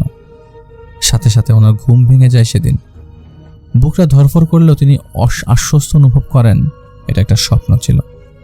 পরদিন রাতের বেলা শুয়েছেন মাত্র। রুম অন্ধকার না হলে ওনার ঘুম আসে না, তাই রুম অন্ধকার ছিল। কেবল এসির ইন্ডিকেটরের কারণে একটি ঠাহর করার মতো আলো ছিল সেই রুমে। ওনার মনে হলো ওনাকে কেউ স্পর্শ করলো, ওনার পেটের উপর কেউ হাত দিল। ঠিক এরকম একটা অনুভূতি। মাত্রই চোখ লেগে আসছিল ওনার, কিন্তু উনি এমন একটা অনুভবের কারণে তিনি জেগে উঠলেন। তখন উনি আবছা কি যেন দেখলেন অন্ধকারে। লম্বা একজন মহিলা দাঁড়িয়ে আছে, মনে হচ্ছিল কালো বোরকা পরা একটা মহিলা। আটকে উঠলেও তিনি ভয় পাননি। এসির ইন্ডিকেটরের আলোতে দেখাই যাচ্ছিল কেউ নেই, কিন্তু মাইমুনা বুঝতে পারেন তার পায়ের কাছে কে যেন দাঁড়িয়ে আছেন। ওনার মনে হচ্ছিল এখনই বিছানার নিচ থেকে একটা রক্তাক্ত হাত এসে ওনার পা খপ করে ধরবে আর এক টান দিয়ে ওনাকে নিচে অতল গভীরে নিয়ে যাবেন। ওনার পায়ের উনি স্পর্শ অনুভব করতে পেরে সাথে সাথেই নিজের পা গুটিয়ে নেন আর ওনার স্বামীকে ডাকেন লাইট জ্বালাবার জন্য। ওনার স্বামী লাইট জ্বালানো মাত্রই বিকট একটা শব্দে রান্নাঘরে ইলেকট্রিক্যাল ফায়ার হলো। সার্কিট ব্রেকার ট্রিপ হয়ে ফ্ল্যাটের বিদ্যুৎ কানেকশন বন্ধ হয়ে গেছে। ওনারা সাথে সাথে উঠে যান মোবাইল ফোন হাতে নিয়ে। রান্নাঘরে ধোঁয়া দেখতে পান তারা। এরপর নিচ থেকে লোক আসে, পরীক্ষা নিরীক্ষা করা হয় ইলেকট্রিক্যাল বোর্ডে। রান্নাঘরের একটা সকেটে একটা কেচি ঢোকানো ছিল, যা থেকে ফায়ারিং হয়। এটা দেখে মাইমুনা আর তার স্বামী বুঝতে পারলেন এটা তার ছেলের কাজ, কারণ এই কেচিটা তাদের ছেলেটাকে বকাঝকা দিল ছেলেটার বাবা, কারণ বিদ্যুৎ আসলে ছেলে খেলার জিনিস না। সেই রাত পার হবার পর ছেলেকে স্কুলে দিয়ে আসতে যান মাইমুনা নিজেই। ছেলেকে উনি জিজ্ঞেস করলেন, তুমি কেন কেচি ঢুকিয়ে রেখেছিলে বাবা সকেটে? তখন ছেলে তাকে বলল, তুমি তো বলেছিলে কেচি ঢুকিয়ে সুইচ চালু করতে, তাহলে নাকি আলো ফুটবে। মাইমুনা ছেলেকে বকা দিল মিথ্যা বলার জন্য, কিন্তু ছেলে একই কথা আবারও বলল যে মাইমুনাই নাকি তাকে বলেছে কেচি সকেটে ঢুকিয়ে সুইচ দিলে আলো ফুটবে। মাইমুনা বুঝে উঠতে পারল না, কারণ তার ছেলে মিথ্যা যদিও বলতো তাও বারবার একই কথা বলতো না। তো সেদিন বিকালবেলা রান্নাঘরে কাজ করার সময় মাইমুনার মনে হলো ওর পেছনে কেউ দাঁড়িয়ে আছে, কে যেন তাকে দেখছে। মাইমুনা ঘুরে তাকালো, না কেউ নেই। সে আবার কাজে মনোযোগ দিল, কিন্তু এবার মনে হলো কে যেন মাইমুনার একদম পেছনে দাঁড়ানো। মাইমুনা ঘুরে তাকালো আবারও, কিন্তু কেউ নেই, কাউকে সে দেখছে না। কিন্তু মাইমুনার কেমন যেন লাগলো। মাইমুনার মনে হলো কে যেন দাঁড়িয়ে আছে, তার মুখ দিয়ে রক্ত বের হচ্ছে, এক চোখের কোটর খালি, তার হাতে ছুরি। মাইমুনা এটাও অনুভব করলো যে হয়তো ছুরিটা আধা ইঞ্চি সামনেই আছে ওর। মাইমুনা পাশ কাটিয়ে বেরিয়ে এলো রান্নাঘর থেকে। কেউ তো নেই, কিন্তু এমন লাগছে কেন? মনে ভয় কাটাতে মাইমুনা ফোন হাতে নিয়ে আল কোরআন শুনতে লাগলো। সেদিন পর আর কিছুই সে অনুভব করেনি। রাতের বেলা শুয়ে পড়ার পর পা থেকে পা সোজা করে রাখতে পারছিলেন না মাইমুনা। মানে শোয়ার পর থেকে পা সোজা করে রাখতে পারছিলেন না। তার মনে হচ্ছিল বারবার কে যেন পায়ের কাছে দাঁড়িয়ে আছে, কে যেন ওর পায়ের পাতা স্পর্শ করছে। পা ভাঁজ করে এভাবে বেশিক্ষণ থাকতে না পেরে শেষমেশ পা ছড়িয়ে দিল সামনের দিকে মাইমুনা। চোখ লেগে আসছে প্রায়। এমন সময় শরীর ঝাঁকি দিয়ে ওঠে মাইমুনা। যেমনটা হঠাৎ ঘুম ভেঙে গেলে হয় ঠিক তেমন। এসির ইন্ডিকেটরের আলোতে স্পষ্ট মাইমুনা দেখল কে যেন দাঁড়িয়ে আছে। বোঝা যাচ্ছে না কিচ্ছু, কিন্তু সে দাঁড়িয়ে আছে, দেখছে সে মাইমুনাকে। মাইমুনার কানে একটা কথা ভেসে এলো, মা, মা, মা। কিন্তু এই ডাকটা আসে মাইমুনার সামনে থেকে। সাথে সাথে আলো জ্বালালো মাইমুনা, কিছুই তো নেই না। ভুলভাল দেখছে মনে করে মাইমুনা ফোনটা রাখতেই মাইমুনার মুখ চেপে ধরে একটা হাত। আতঙ্কে চিৎকার দেওয়ার মতো কোনো অনুভূতি তখন মাইমুনার ছিল না। প্রচণ্ড ভয় পেয়ে কাঁপতে থাকা মাইমুনার আবছা মনে হলো সেই এন্টিটি মাইমুনার পেটে হাত বুলিয়ে দিচ্ছিল। ফিসফিসে একটা গলায় কি যেন একটা শব্দ, নিঃশ্বাস নেবার শব্দ। কাঁপতে থাকা মাইমুনা কিভাবে যেন শব্দ করতে পারলো গলা দিয়ে, গোঙানির মতো। মাইমুনার কাছে এমন লাগছিল মাইমুনা হয়তো আর এই পৃথিবীতে নেই। ওর মনে হয়েছিল ওর মাথা শূন্য, কালো এক অন্ধকার ওকে ঘিরে রেখেছে। ওর পেট থেকে ওর বাচ্চাকে নিয়ে যেতে এসছে ওরা। অন্ধকারে বসবাস করে এমন জীব ওরা। আলো জ্বলার পরেও মাইমুনার কেমন যেন লাগছিল। বরফ শীতল শরীর হয়ে গেছে মাইমুনার। ওর স্বামী ওকে ডাকছে, কিন্তু সাড়া দিতে পারছে না মাইমুনা। এরপর আর ওর কিছু মনে নেই। মাইমুনার হুঁশ আসে হাসপাতালের বেডে, একরকম ঘুম ভাঙার মতো। গালে কেমন যেন একটা ব্যথা, হাত টনটন করছে ওর। তাকে দেখলো হাসপাতালে যেই বেডে শুয়ে আছে সেটা কেমন যেন পরিচিত পরিচিত। হাতে ব্যান্ডেজ করা, স্বভাবগতভাবে পেটের দিকে তাকালো মাইমুনা। কিন্তু ওর পেটটা এমন না, ও তো প্রেগনেন্ট, ওর পেট উঁচু থাকার কথা, কিন্তু এত শুকনা কেন? হাতে টনটনিয়ে ব্যথা অনুভব করলো মাইমুনা। বেডে মাইমুনা আবিষ্কার করলো এটা তো সেই দিন, সেই হাসপাতালের সেম কেবিন। ক্লাস 10-এ থাকতে হাত যে কেটেছিল মাইমুনা, একদম সেই দিন। মাইমুনা ভয় পেয়ে গেছে, ডাকতে চাইছে কিন্তু শব্দ করতে পারছে না। কেবল হাত ছাড়া মাইমুনা আর কিছু নাড়াতে পারছে না। আর সেই হাত, যেই হাত ব্যান্ডেজ করা, যেই হাত সে কেটেছিল, সেই হাত এদিক ওদিক তাকিয়ে কি করবে বুঝতে পারছিল না। ওর সামনের দিকের গেটের সামনে দাঁড়িয়ে আছে সেই ছেলেটা যার জন্য সে হাত কেটেছে। সেই ছেলের কোলে একটা শিশু সন্তান, তার সাথে সেই ছেলের স্ত্রী দাঁড়ানো, যে নিজেই প্রেগন্যান্ট। মাইমুনা তখন নিজের সেই দিনগুলোকে অনুভব করতে লাগলো। ভুলে গেল এখনকার মাইমুনাকে সে নিজেই। মানে হাত কাটার সময়কালের মাইমুনার মানসিকতা যেমন ছিল, সেই মানসিকতায় ফিরে গেল মাইমুনা। প্রচণ্ড কষ্ট পায় সে বিরহের জ্বালায়। বিছানায় শুয়ে কাঁদছিল, আমার বাবু, আমার বাবু, এভাবে ফুপাচ্ছিল মাইমুনা। সেই ছেলে যার জন্য সে হাত কেটেছে, সে আজ কত সুখী। তার কোলে বাচ্চা, তার স্ত্রী আবার প্রেগন্যান্ট, আর সে হাসপাতালে। এর জন্য সে হাত কেটেছে। কিভাবে সে তার মুখ দেখাবে তার বাবা মাকে? তখনই ডাক দিল মাইমুনার মা। বাম পাশে বসে আছে সে, কিন্তু সে তার মার দিকে তাকাতে পারছে না। তিনি বারবার মাইমুনাকে ডাকছে, মাইমুনা, মাইমুনা। কিন্তু আমার বাবু বলে সে ফুপিয়ে যাচ্ছিল। তার মাকে সে তাকিয়ে দেখার সাহস পাচ্ছিল না। মাইমুনা শুনতে পেল ওর মা বলছে, ওরে এখনো বড় হাসপাতালে নাও, ও ঠিক হবে না এখানে। মাইমুনাকে তুলে ধরল একজন লোক। সেই লোক তাকে নিয়ে যেতে লাগলো। এটা তো হাসপাতাল না, কারণ লিফটটা একদম পরিচিত। পানির মতো ঢলে পড়তে লাগলো চারপাশ। হাসপাতালের আবহ কেটে যেতে লাগলো। দ্রুত সময় বদলাচ্ছে, দ্রুত বেগে সময় বদলাচ্ছে। মাথা ঘুরছে মাইমুনার, গ্র্যাভিটি বদলে যাচ্ছে ওর ব্রেনের মধ্যে। স্থির দাঁড়িয়ে থাকা মাইমুনার চোখের সামনে সময় গতিশীল হয়ে বদলাচ্ছে। চিৎকার দিতে থাকা মাইমুনাকে জড়িয়ে ধরে তার স্বামী। নিজের বিছানায় শুয়ে থাকা অবস্থায় নিজে মাইমুনা দেখছিল সেই আত্মহত্যা করার চেষ্টা করার পরের অবস্থা থেকে। সময় ঘুরে গিয়েছে হঠাৎ করেই মাইমুনার জন্য। লিফটের মধ্যে স্বামীকে দেখতে পেয়ে আরও খুশি হওয়ার বদলে মাইমুনার মনে হলো সেই দুনিয়াতে নেই। মাইমুনার চারদিক থেকে শীতল অনুভূতি পাচ্ছে। বারবার মাইমুনার মনে হচ্ছে ও এখন মরে গেছে, ও এখন অন্য দুনিয়ায়। এই দুনিয়া মানুষের মতোই, শুধু অনুভূতি নেই কোনো। রোবটের মতো হয়ে গেল হঠাৎ মাইমুনা। ওর স্বামীর মাথা কাজ করছে না। হঠাৎ এমন কেন হলো? মাইমুনাকে হাসপাতালে নিয়ে গেল। চিকিৎসা চলল, ডাক্তাররা ওর কন্ডিশন দেখে ট্রিটমেন্ট চালাচ্ছিলেন, কিন্তু তারা তো কেবল দেখতে পাচ্ছেন মাইমুনাকে, যে মাইমুনা ফ্যালফ্যাল করে তাকিয়ে আছে। এদিকে মাইমুনা কি দেখছে নিজের চোখে তা তো কেউ জানে না। ধীরে ধীরে মাইমুনা ফিরে এলো হুশে। মাইমুনার চিকিৎসা চলছিল।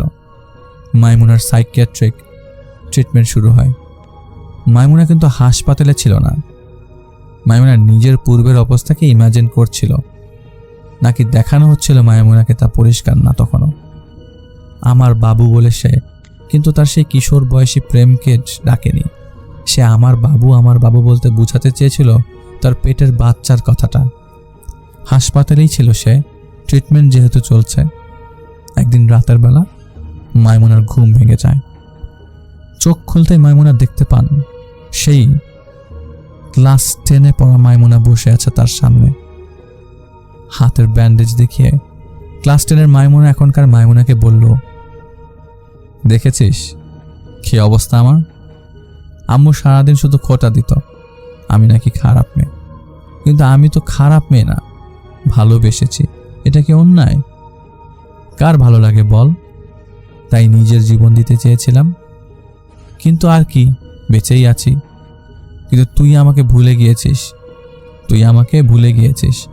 আমাদের কষ্ট তুই ভুলে গিয়েছিস। আমাকে একা অন্ধকারে আটকে রেখে তুই এখন দিব্যি সুখে শান্তিতে বসবাস করছিস, আর আমি অন্ধকারে হাতড়ে বেরিয়ে খুঁজছি তোকে। জানিস আমরা দুজন কত সময় একসাথে কাটিয়েছি? তুই আমাকে বারবার বলছিস, ধুর হাত কেন কেটেছিস বোকার মতো, আরো কত কি। কিন্তু সেই তুই একদিন আমাকে ছেড়ে চলে গেলি কলেজে। এরপর তোর স্বামীর সাথে তোর পরিচয় হলো। আমার সাথে তো তাও মাঝে মাঝে রাতে কথা বলতি। তোর স্বামী আসার পর তো তুই আমাকে ভুলেই গেলি। মাইমুনা শক্ত হয়ে গেছে পুরোপুরি।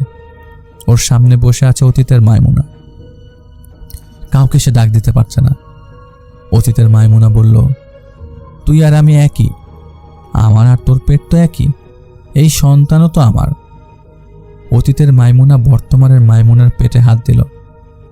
মাইমুনা শীতল একটা অনুভূতি টের পেল তার পেটের ভেতর। মাইমুনার মনে হলো ওর বাচ্চাটাই পেটে ঘোরাফেরা করছে ওপর নিচ এদিক সেদিক হয়ে। অতীতের মাইমুনার চেহারাটা ততক্ষণ পর্যন্ত অন্ধকার ছিল। আস্তে আস্তে মাইমুনা বুঝলো চেহারাটা অন্ধকার না, এটা হাসি, নির্জীবে হাসি চেহারা। বড় বড় চোখ নিয়ে তাকিয়ে আছে মনে হলো। অতীতের মাইমুনা উঠে দাঁড়ায়। সে হেঁটে যায় মাইমুনার পায়ের কাছে। এবার হালকা আলোয় দেখা যাচ্ছিল অতীতের মাইমুনাকে।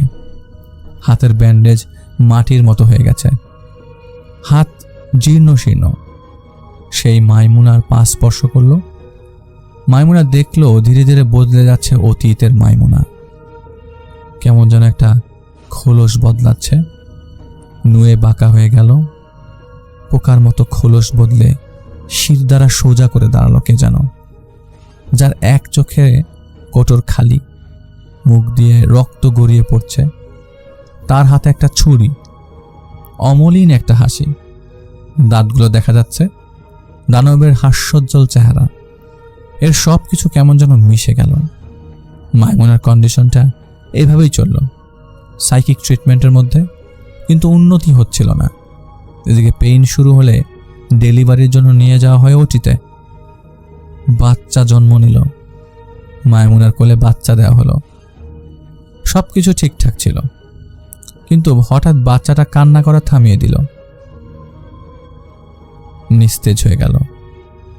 মাইমুনা জাহিদ ভাইকে বলল, জানেন ভাই, আমার বাচ্চাটা আমার কোলে মাত্র দিল ডাক্তার।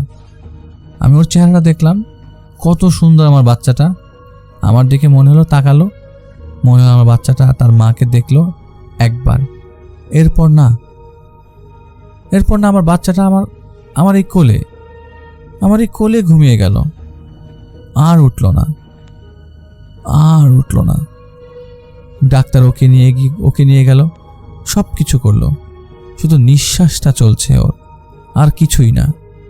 আজ এতগুলো দিন আমার বাবুটা এভাবেই আছে, নিস্তেজ, কোনো সাড়া নেই, শব্দ নেই। আমি যে ওর মা, আমি কিছু করতে পারছি না ওর জন্য। আমি আর আমার বাচ্চাটার পাশে আমি আমার অতীতের চেহারাটাকেই দেখতে পাই। ও বারবার বলে, আমি নিয়ে যাব ওকে আমার কাছে। তোর কাছে একটা বাচ্চা আছে না, আমারও তো একটা বাচ্চা দরকার। তাইও ও বলে ও নিয়ে যাবে আমার বাচ্চাটাকে। মাইমুনা কাঁদতে লাগলো।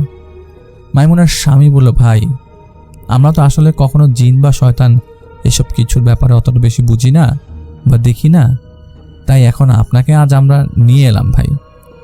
বুঝলাম যে মানসিক সমস্যা, তাহলে ওষুধ খেলে তো যাই হোক ঠিকঠাক থাকার কথা, কিন্তু ওষুধেও কাজ হচ্ছে না। আর মাইমুনা বারবার কিন্তু বলে ওর মতো দেখতে মেয়ে নাকি চারপাশে ঘোরাফেরা করে ওর। আর আমিও দেখেছি মাইমুনাকে বিড়বিড় করে কথা বলতে। আসলে কোনটা সত্য কোনটা মিথ্যে বুঝতে পারছি না। এদিকে বাচ্চারা চিকিৎসার জন্য অনেক টাকা যাচ্ছে, আর কুলাতে পারছি না ধার দেনা করে।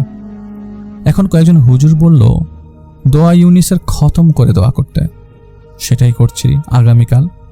আর কি করার আছে ভাই। এদিকে জাহিদ ভাই মাইমুনার কথা শুনতে শুনতে নিজের অতীতে ফিরে গিয়েছিলেন। স্তব্ধ হয়ে গিয়েছিলেন জাহিদ ভাই। উনি জোর করে কথা বলার চেষ্টা করছিলেন, কিন্তু তিনি নিজেই ভারী হয়ে গিয়েছিলেন মাইমুনার কথা শুনে, আর নিজের অতীতে ফিরে গিয়েছিলেন।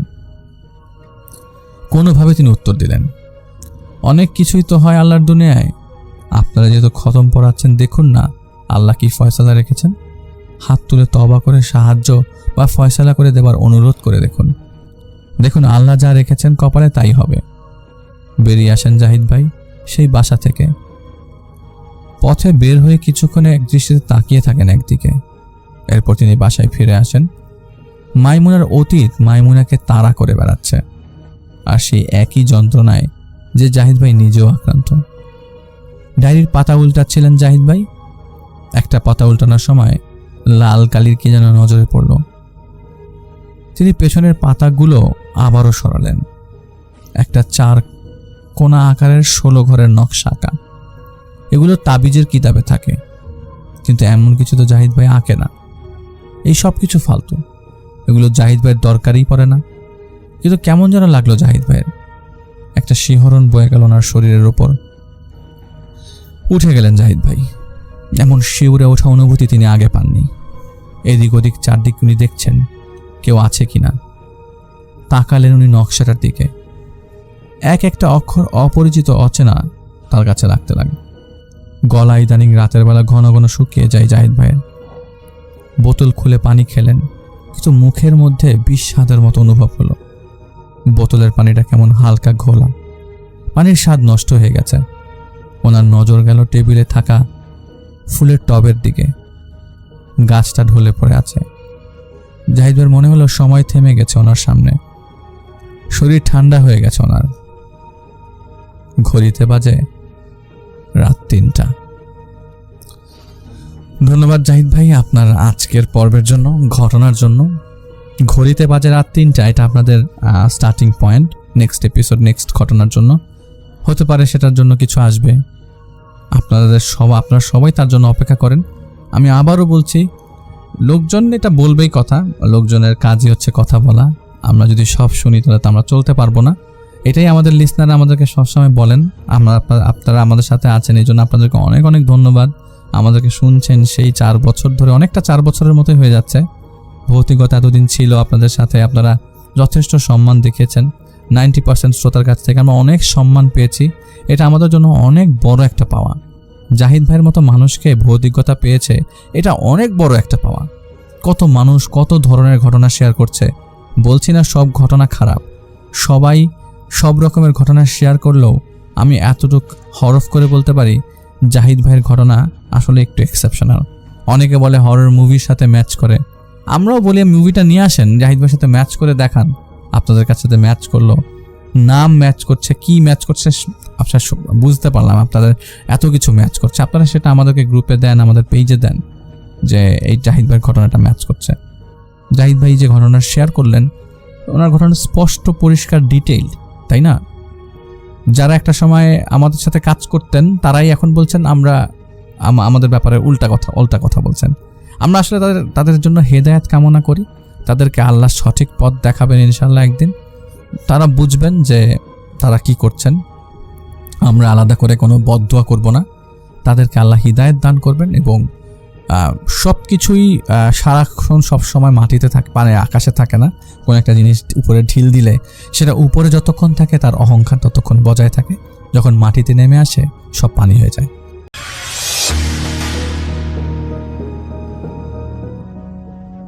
যে ঘটনাটি আমাদের সাথে শেয়ার করেছেন রোমান ধানমন্ডি থেকে। রোমান তার বড় ভাইয়ের সাথে ঘটা একটি ঘটনা আমাদের সাথে শেয়ার করেছেন। তিনি আমাকে অনুরোধ করেছেন আমি যেন আমার মতো করে ঘটনাটা আপনাদের কাছে প্রেজেন্ট করি। তো আমি চলে যাচ্ছি রোমানের পাঠানো ঘটনায়। রোমানের বড় ভাইয়ের নাম আরমান। তিনি বর্তমানে বিদেশে অবস্থান করছেন, আর 90 দশকে তার সাথে এই ঘটনাটি ঘটেছিল। তো সেই সময় তিনি কলেজে পড়তেন, গিয়েছিলেন নানাবাড়ি বেড়াতে। তো খুব সুন্দর একটা পরিবেশ, নানা বাড়িতে সবাই মানে একসাথে আছে, অন্য মামাতো ভাই, খালাতো ভাই, তারা একসাথে বসে আড্ডা দিচ্ছে এবং তাদের বেশ ভালো সময় কাটছে। এবং তখন তো আসলে উঠতি বয়স, বেশ ইন্টারেস্টিংও। তো আরমান যেটা করেছিলেন, তার মামাতো ভাইদের সাথে হেঁটে চলে গিয়েছিলেন গ্রামে ঘুরতে সন্ধ্যার পরে। এবং হাঁটতে হাঁটতে তারা চলে যায় দূরে এবং তাকে বিভিন্ন জায়গা দেখায় তার মামাতো ভাইরা। তো একটা মাঠ আছে, ওই মাঠটা খুব সুন্দর, মানে স্কুলের মাঠ। এবং স্কুলের মাঠের পাশে একেবারে রাতের বেলা দেখা যাচ্ছে স্কুলের যে ঘরগুলো ওগুলো অন্ধকার হয়ে থাকে। তো চাঁদের আলো যখন পড়ে মাঝখানে, তখন ঠিক মাঝখানটায় আলো, চারিপাশে অন্ধকার, খুব সুন্দর একটা পরিবেশ নাকি লাগে। তো আরমান সেখানে বসে মামাতো ভাইদের সাথে আড্ডা দিচ্ছিলেন এবং মামাতো ভাইরা তাদেরকে বলছিলেন যে দেখ কি সুন্দর। তো তার এক মামাতো ভাই স্কুল ঘরের দিকে দেখাচ্ছিলেন, কারণ স্কুল ঘরের চালের যে টিনটা ওটা নতুন লাগছে। তো ওইটা একেবারে ইস্পাতের মতো রং, আর চাঁদের আলো পড়ে ওইটা চমকাচ্ছে, আর চালের নিচের অংশটা অন্ধকার, কিছুই দেখা যাচ্ছে না। তো মনে হচ্ছে একদম চকচক ইস্পাতের নিচে অন্ধকার একটা জায়গা, খুব সুন্দর। এবং ওই মানে চারপাশে এরকম ঘিরে আছে তো ঘরগুলা, জাস্ট মাঝখানে পড়ছে আলোটা, আর ওই চালটা চকচক করতেছে। তো খুব সুন্দর, আসলেই সুন্দর। তার মানে একদম তাকায় থাকলো মুগ্ধ হয়ে। তো এর মধ্যে খুব সুন্দর একটা ফুলের সুবাস আসতেছে। তার বললো যে খুব সুন্দর একটা ফুলের ঘ্রাণ আসতেছে, এটা কোন গাছ? তো বলতেছে তার মামাতো ভাই একজন বলছে দোলন চাপার ঘ্রাণ, এটা মানে গরমকালে হয়, সন্ধ্যার সময় খুব সুন্দর ঘ্রাণ আসে।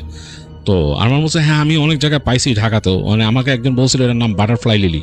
তো যাই গাছটা একটু দেখি চল। তো তার মামাতো ভাই বললো যে আচ্ছা চল।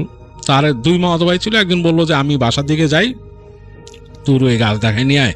তবে রাতের বেলা গাছের নিচে যাওয়া মনে ঠিক না, স্কুলের গাছের নামে তো জানোসই। মানে একজন বলতেছে আর এক মামাতো ভাইরে, তো সে বলতে যে আরে বেটা এগুলো ভুয়া, কি আর। তো বলে কেন? আরমান বলে কেন, কি হয়েছে? বলে না এই গাছের এনে মানুষ রাত্রে যায় না, মানুষ কয় যে এখানে জিনপরি থাকে, আবার অনেক সময় সাপ হয়ে থাকে আশেপাশে, এগুলা। তো আরমান বলে আরে এগুলা কিচ্ছু না, চলো, যে সুন্দর, বলে সে হাঁটতে হাঁটতে যায়। তো তার মামাতো ভাই তাকে নিয়ে যাচ্ছে হেঁটে হেঁটে, এবং তারা কাছায় যাচ্ছে স্কুল ঘরের দিকে। মানে এই গাছটা হচ্ছে স্কুল ঘরের পিছনে, আর ঘ্রাণটা মনে হচ্ছে আরো মানে ডিপ হচ্ছে, খুব সুন্দরভাবে ব্লেন্ড হয়ে ছড়ায় যেয়ে আসতেছে এবং ডিপভাবে লাগতেছে নাকে। তো হাঁটতে হাঁটতে 2 জন চলে গেল একদম মানে ওই মাঝখানের ফাঁকা জায়গাটায়, এবং একটা কর্নার দিয়ে বেরোতে হবে। এখন দেখা যাচ্ছে স্কুলের জানালাগুলো দেখা যাচ্ছে, দরজাটা দেখা যাচ্ছে বন্ধ দরজা। এখন না এই একটু আগে যেরকম সুন্দর লাগতেছিল সেটার থেকে কেমন যেন একটু ভীতিকর লাগতেছে জায়গাটা। মনে হচ্ছে যে এই ঘরগুলোর প্রাণ আছে, এগুলো তাদের দিকে তাকায় আছে এবং তাদেরকে অবজার্ভ করতেছে, এরকম লাগতেছে। তো মানে আরমানের এরকম ফিল হয়েছে। তো আরমান তার কাজিনকে বলতেছে এই দেখো কি অবস্থা, এই ঘরগুলোকে দেখে মনে হচ্ছে এগুলো জীবন্ত, এগুলো আমাদের দিকে তাকায় আছে। তো তার কাজিন বলতেছে আরে উদ্ভট কথা, কিসের কি, চলো আমরা যাই, কোনা দিয়ে বেরোই। তো হেঁটে তারা ওই যে এই পাশে আর এই পাশের যে স্কুল ঘরগুলো, এটা কোনা দিয়ে বের হয়ে গেল। ঘ্রাণটা বেশ ডিপ। এখন যেখানে বের হয়ে আসছে ওই জায়গাটা অনেক সুন্দর, মানে ওইখানে একটা বেশ বড় দোলন চাপা গাছ আছে এবং ওইটার নিচে অনেক ফুল পড়ে আছে এবং চাঁদের আলো পড়ে ওই গাছের ছায়া চারিদিকে ছড়ায় গেছে, মানে গাছের পাতার ফাঁকফোকর দিয়ে স্কাইলিক হচ্ছে, মানে অসাধারণ সুন্দর। আর মানে গেছে নাকি খুব সুন্দর লাগছে। তো সে দেখে বলে আর কয়েকটা ফুল নেই হাতে ম্যান, বলে সে কতগুলো ফুল টোকায় নিয়ে এসে আরমান তাড়াতাড়ি হেঁটে চলে গেছে গাছটার মূল ইসের দিকে, মানে ডালের দিকে, যে সে 2 হাত দিয়ে ঝাঁকা দিছে ডালটা। তো তখন তার মামাতো ভাই বলছে, এই করো কি বলে, সে সিরিয়াস হয়ে গেছে, সে করো কি। আরমান বলে, আরে না, আরো কিছু ফুল পড়ুক, আরো কিছু টোকায় নেই। তো এইটা বলতে বলতেই আরমান আবার ঝাঁকি দিছে গাছে, তো আরও কিছু ফুল পড়ছে, পাতা পড়ছে। তো মানে সে মজা পেয়েছে এটা করে, এবং তার মামাতো ভাই তখন বলে একটু আপসেট হয়ে গেছে, আরে তুমি কি করতেছো আরমান, বাসায় তো এটা চিল্লাচিল্লি করবো, তোমার গাছের কাছে আনছি এটা শুনলেই, স্কুলে গাছের কাছে কেউ আসে না, এই চলো তুমি আসো। তা আরমান নাকি যখন ডালটা ছেড়ে দিচ্ছে তখন নাকি তার শরীরটা কেমন যেন একটা ইলেকট্রিক শকের মতো লাগছে, এবং মনে হচ্ছে যে ঠান্ডা একটা স্রোত তার সরাসরি নেমে গেছে। আরমান মানে কেঁপে উঠছে মানে ইলেকট্রিক শকের মতো খেয়ে সে অবাক হয়ে গেছে।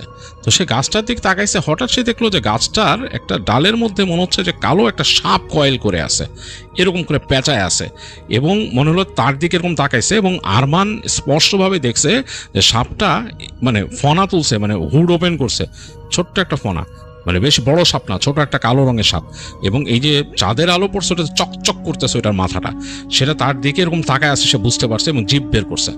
তো আরমান একটু ভয় পেয়ে গেছে, এবং ইলেকট্রিকের শকের মতো যা লাগছে সে চিন্তা করলো কিনা আমার কামড় টামড় দিল নাকি। তো সে পিছিয়ে আসছে আস্তে আস্তে। তো তারপরও সে আর কেয়ার করে নাই। তার মামাতো ভাই নাকি সাপটাকে দেখছে, দেখে তাকে হাত ধরে টান দিছে, বলে চলো। তার হাতের মধ্যে কতগুলা ফুল এরকম ছিল, তো আরমান একটু অবাক হয়েছে যে এইভাবে নিল কেন। তো তার মামাতো ভাই বলছে ফুলগুলো ফালায় দাও। সে বলছে কেন, আমি তো ফুল নিছি ওখান থেকে করার জন্য, গাছ ঝাঁকি দিলাম কেন। আরে ফালাও, এখানে খারাপই আছে, এটা ঠিক না। তার মান বলে তুমিও এটি বিশ্বাস করো ম্যান, এইসব কথাবার্তা তুমি এগুলো নিয়ে করতেছো, সাপ থাকতেই পারে একটা গাছে, এটা কোনো বিগ ডিল না। এগুলো বলতে বলতে সে তার মামাতো ভাইয়ের সাথে হেঁটে হেঁটে আসছে। তো মামাতো ভাই একটু গম্ভীর হয়ে গেছে, আর কিছু বলে নাই। তো সে বলছে আরে তোমরা একটু ভূত প্রেত নিয়ে বেশি বিশ্বাস করো। তো তার মামাতো ভাই বলে যে তুমি বিশ্বাস করো না, বলে না আমি ওরকম এতটা মাথা কামাই না, এখানে এগুলো নিয়ে আমার এত কনসার্ন নাই। তো মামাতো ভাই বলছে আরে ওই যে এইখানে দেখছো তুমি আমাদের এইখানে আগে পরিত্যক্ত শ্মশান ছিল, এখানে যে তোমার নিয়ে বসায় রাখি না এক রাত, তুমি বুঝবা ঘটনা কি। তো আরমান হাইসা দেয়, বলে কি আরে চলো আমি যাবো এখানে দেখি। তুমি বলতাম মামাতো ভাই বলছে না মোটেই না, ওখানে যাওয়াই যাবে না, আসো তুমি। বলে আরে চলো বলে সে হাত ছাড়াই নিয়ে আরমানের হাত ধরে টানছে, আরমান হাত ছাড়াই নিয়ে হাঁটা দেয় ওদিকে। তো আরমান নাকি এমনি একটু একরোখা টাইপের ছিল, এবং সে দেখতে বেশ সুদর্শন ছিল, বেশ ভালো ছিল দেখতে, গায়ের রং অনেক ফসা ছিল। এই কারণে তার মানে মা এবং তার মামা নানা সবাই তাকে বেশ পছন্দ করতো, তার চেহারাটা মানে একটু ইমপ্রেসিভ ছিল, আর তাকে কেয়ার করে রাখতো আর কি। যাই হোক, সে যে হাত ছাড়ায় যেত, মামাতো ভাই তাকে তার সাথে সাথে পিছে আসে। ততক্ষণে আরমান অনেক দূর চলে আসছে। আরমান নাকি দুষ্টমি করে দৌড় দেয়। তার মামাতো ভাই নাকি রাগ করে বলে আরে তুমি কি শুরু করছো আরমান, তুমি কই যাইতেছো? আরে যাইতেছি সামনে, যে তোমাদের এই শ্মশানে ওখানে গেলে নাকি মানুষ রাত্রেবেলা হয়ে যায়, কি বলো তুমি, চলো ওখান থেকে ঘুরে আসি বলে সে দৌড়েছে। এখন তাকে ধরতে যায়, সে একটু করে দৌড় দেয়। তার হাতের মধ্যে কিন্তু ফুলগুলা মুট করে ধরা, মানে সে দুষ্টমি করতেছে, হাতে ওই যে মানে ফুলগুলা মুট করে ধরে রাখছে, ওই ঘ্রাণ ছুটতেছে, সেই ঘ্রাণটাই তার পছন্দ আর কি। তো সে খানিকটা দৌড়ায় গেছে, মামাতো ভাইও রাগ করে তার পিছনে দৌড়ায়, কয়েকবার ধরতে পারেনি। তার মধ্যে আরমান তুমি কিন্তু একা একা অনেক করতেছো, তুমি এখন চলে গেলে আমি কিন্তু চলে যাবো, আমি যাবো না। আরমান বলে আরে না, এই যে সামনে যাবো, ওই যে দেখো ওই যে সামনে দেখা যাইতেছে না, ওই যে নদীর পাড় ওইখানে দেখা যায়, ওইখানে দাঁড়ায়, ওখান থেকে চলে আসবো আবার। বলছে আরে ওইখানেই তো শ্মশান ছিল, তুমি ওখানে কেন যাবে এখন? আর আরে কিচ্ছু হবে না, তোমার যাচ্ছে বুঝাইতেছে কিচ্ছু হবে না বলে আরমান বলে আসো আসো। তো মামাতো ভাই নাকি নিতান্ত অনিচ্ছায়, মানে সে যাইতে চায় নাই, সে তো ওই গ্রামেরই ছেলে, ওইসব জায়গার বদনাম আছে, তো সে যাইতে চায় নাই। তারপরও আরমানের এই সে গেছে আরমানের সাথে সাথে, যে সে বারবার বলতেছে, আরমান তার কাছে আসে না, যে তাকে হাত ধরে যেটা আবার টান দেয়, সে দুষ্টুমি করতেছে, বন্ধুদের সাথে যেরকম করতো জাস্ট লাইক দ্যাট মামাতো ভাইয়ের সাথে এরকম করতেছে। সে মামাতো ভাইকে বলতেছে আরে আসো, তো মামাতো বলছে তুমি কাছে আসো, আরে না অসুবিধা নেই আসো না বলে সে হাঁটতে হাঁটতে ওদিকে চলে গেছে একদম নদীর কাছে। তো মামাতো ভাই আবার একটা ডিস্টেন্স রেখে দাঁড়াইছে, সে বলে আমি আর যাবো না আরমান, তুমি যাবা, আমি কিন্তু তোমার জন্য আছি, কেন বাসা অনেক চিল্লাচিল্লি করবে এই জন্য, তোর তুমি কি শুরু করলা বলে মামাতো ভাই খুব বিরক্তি দেখাইছে। তখন আর আমরা আচ্ছা চলো আসো চলো, সে ঘুরে আসতেছে। তো এই সময় নাকি ওইখানে একটা ইট বা কিছু ছিল, ওইটাতে মানে পা বেঁধে আরমান ধাপ করে পড়ে যায়, মানে একদম পরে উপর হয়ে পড়ে।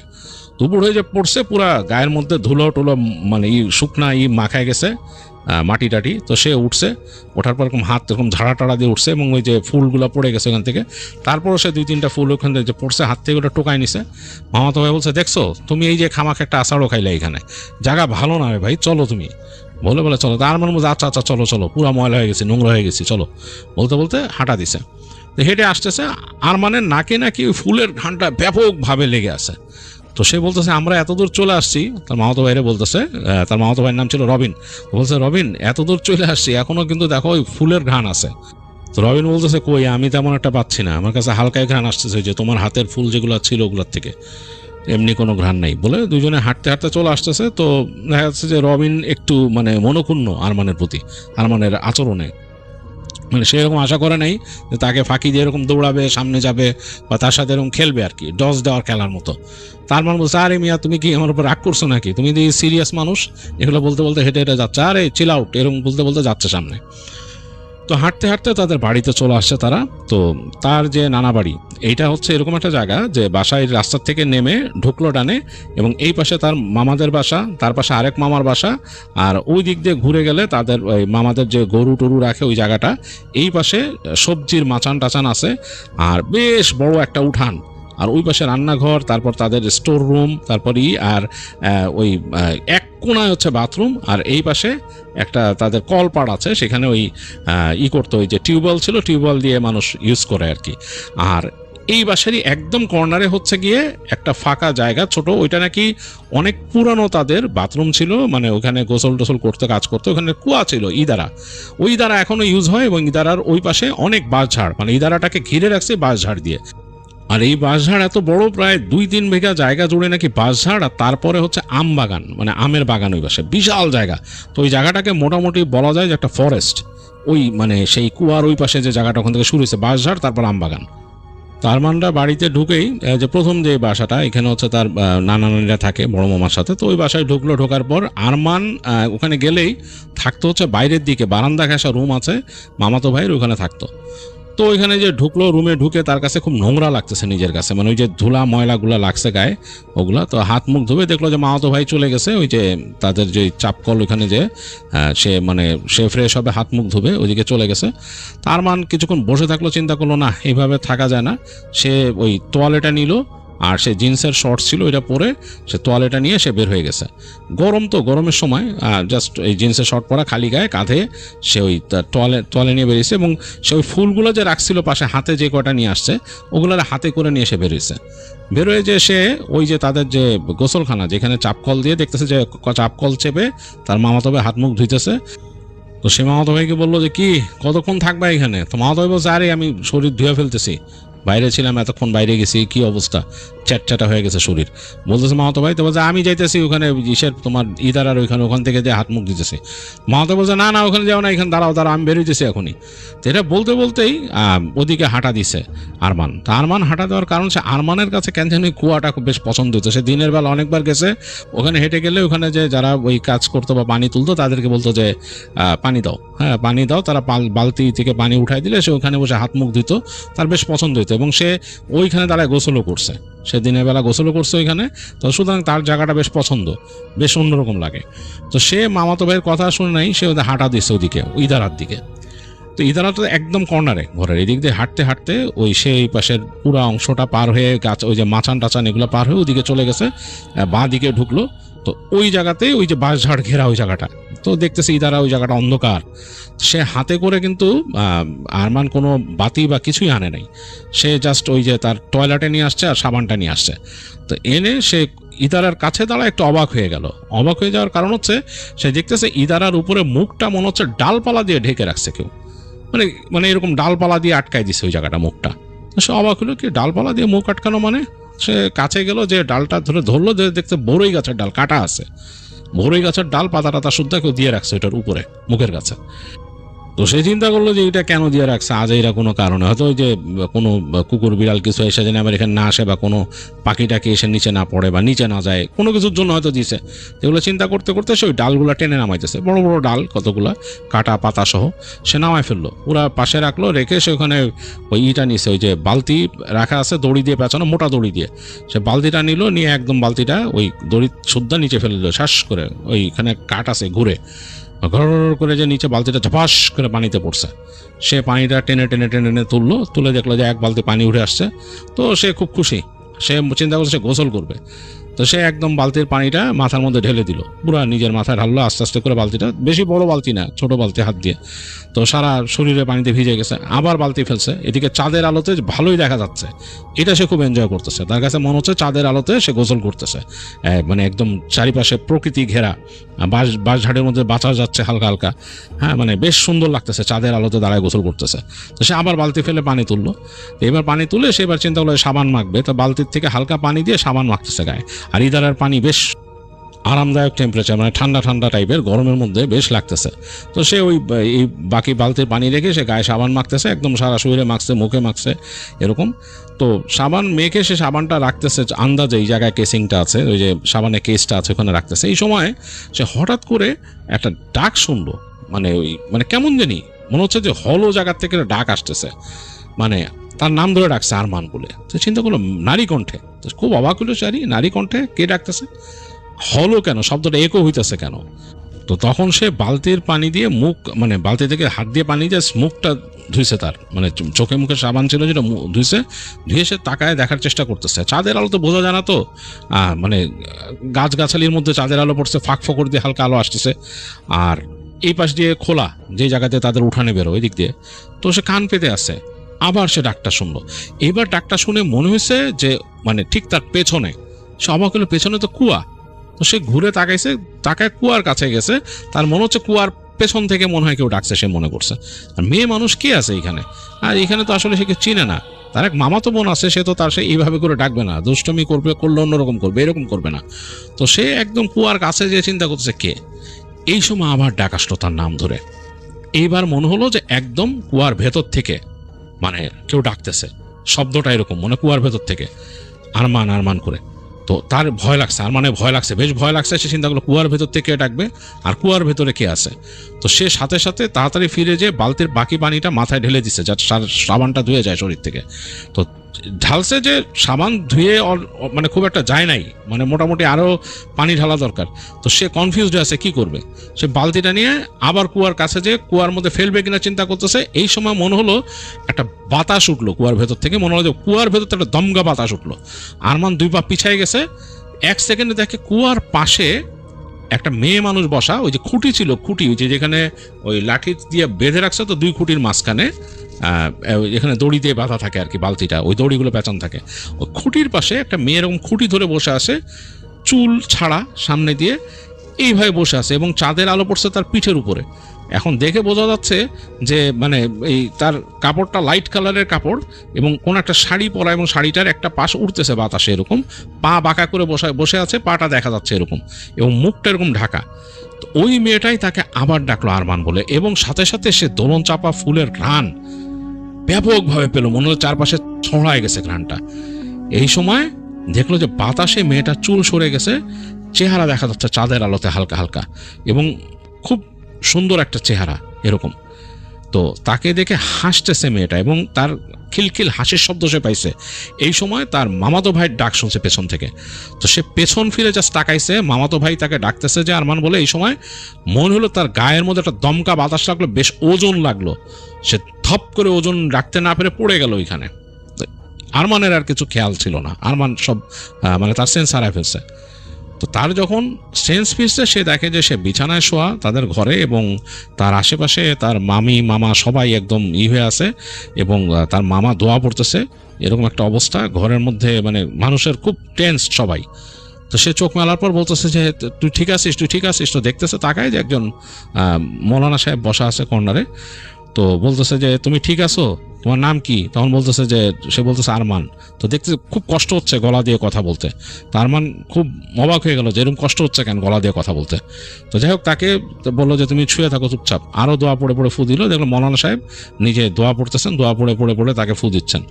যাই হোক, আরমান চোখ বন্ধ করলো, ঘুমানোর চেষ্টা, মানে ঘুম এসে যাচ্ছে তার, ঘুমানোর চেষ্টা করতেছে। সে বুঝতেছে না কি হয়েছে, তার মাথার ভেতরে সবকিছু কেমন জানি ঘোলা ঘোলা লাগতেছে।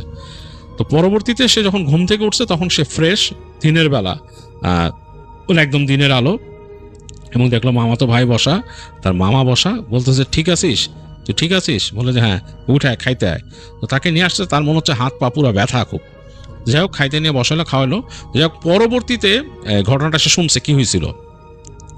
সে যে ওই কুয়ার পাড়ে ছিল, সে যখন পিছন ফিরছে তার গায়ের মধ্যে মনে হচ্ছে লাফ দিয়ে কেউ পড়ছে, আসলে তাকে পজেস করছিল। ওখানে একটা খারাপ মানে ফিমেল জিন ছিল, ওইটা ওখানে থাকতো, এবং ওই কুয়াতে নাকি অনেক এরকম কথা আছে, এর জন্য কুয়াটাকে তারা পরবর্তী তারা ওই সময় ব্যবহার করতো না, এবং সন্ধ্যা হইলে ওখানে ওই যে বরইয়ের কাটা, বরইয়ের পাতা দিয়ে ঢেকে দিত। তো আরমান যেহেতু কিছু জায়গা দিয়ে ঘুরে আসছে, যে জায়গাটা অনেক মানে নোটোরিয়াস মানুষের কাছে, ওখানে যে ওই যে দোলন চাপা গাছ, ওই গাছটার আশেপাশে কেউ যায় না সন্ধ্যার পরে, রাতের বেলা ফুলের গন্ধ পেলে তো আরও যায় না মানুষ ওইখানে। ওই জায়গা নিয়ে অনেক কথা প্রচলিত আছে ওই জায়গায়, মানে এটা নোটোরিয়াস গাছটা ওইখানে। তো যেহেতু ওখান থেকে গেছে, ফুল ঢাকা দিছে, ওইখান থেকেই নাকি তাকে আসলে করছিল, মানে কিছু একটা তারপর প্রভাব ফেলছিল, এবং সে যখন এইখানে আসছে, আর সে দেখতে শুনতে তো ভালো ছিল, তো বেশ ভালো ছিল, তো সে যখন নাকি ওই কুয়ার কাছে এসে ডাল টাল সরাইছে, এই কারণ নাকি এই সব মিলে তার উপরে এফেক্ট পড়ছে এটা। তো হুজুর বলছে যে তাকে আসলে ওই গাছের ওইখানে ইটা করে নাই, মূল এখান থেকে এই যে কুয়ার এখান থেকেই খারাপ জিনটা তাকে পজেস করছিল। তো তাকে নাকি ছাড়ানো হয়েছে। তো তাকে যখন ছাড়ানো হয়েছিল, তখন যারা সামনে ছিল তারা দেখছে সে নাকি বাঘের মতো গর্জন করছে, এবং এই কারণে তার গলা ব্যথা ছিল, বাঘের মতো গর্জন করতেছিল ভয়ঙ্কর রকম, মানে সে তাকে রাখা যাচ্ছিল না। মামাতো ভাইরা, তার মামা, সবাই মিলে তাকে চেপে ধরে রাখছিল হুজুর যখন তাকে ছাড়াইছে ওইটার থেকে। এবং যাই হোক, তারপর তাকে এই জন্যই তার শরীর ব্যথা আর কি পুরা। তো তারপরে তাকে ওই খাওয়া দাওয়ার পরে তার মামা বলে যে তোমার সব কিছু গুছাও, তোমার ঢাকায় নিয়ে যাচ্ছি, অসুবিধা নেই। তো তার মান নাকি বলে কেন, আমি একাই তো যেতে পারি, বলে যে না, তোমাকে আমি নিয়ে যাবো সাথে করে। তো যাই হোক, আরমানের সব কিছু গুছায় তার মামা সহ তাকে নিয়ে আসে ঢাকায়। তো ঢাকায় আনার পরও নাকি তাকে ওখানকার যে মসজিদের হুজুর ছিল ওনাকে দিয়ে দেখাইছিল, ঝাড়াইছিল, বলছিল যে এরকম ব্যাপার, এরকম গ্রামে যেরকম পজেস ছিল। তো তাকে ওই যে হুজুর বলে দিছিল যে বিভিন্ন সময়, মানে ওই যে ঠিক আসর আর মাগরিবের ওই যে সময়টা, যে সূর্যাস্তের সময় যাতে সে ছাদে না উঠে, এবং ওই যে ঘোরাঘুরি না করে ছাদে, এইসব ব্যাপারে রেস্ট্রিকশন দিয়ে দিছিল। যাই হোক, আরমান ওগুলো আর হয় নাই, এবং তাকে অনেক প্র্যাকটিসিং করার চেষ্টা করছিল তার বাবা মা। সে ইভেনচুয়ালি ওই সময় না হলেও নিজে নিজে আস্তে ধীরে সে প্র্যাকটিসিং হয়। বর্তমানে সে নাকি আমেরিকাতে আছে, এবং মোটামুটি ভালোই আছেন, এবং তার ছেলে মেয়ে বড় বড় হয়ে গেছে। আর এই ছিল আরমানের ঘটনা, যেটা রোমান শেয়ার করলো তার ছোট ভাই।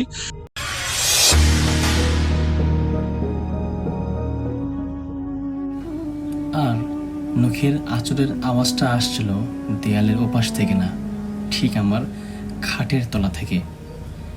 আমি যখন দম বন্ধ করে টর্চের আলোটা খাটের নিচে ফেললাম, দেখলাম একটা উল্টো হয়ে থাকা মানুষের হাত মেঝেতে রক্ত দিয়ে কি যেন লেখছে।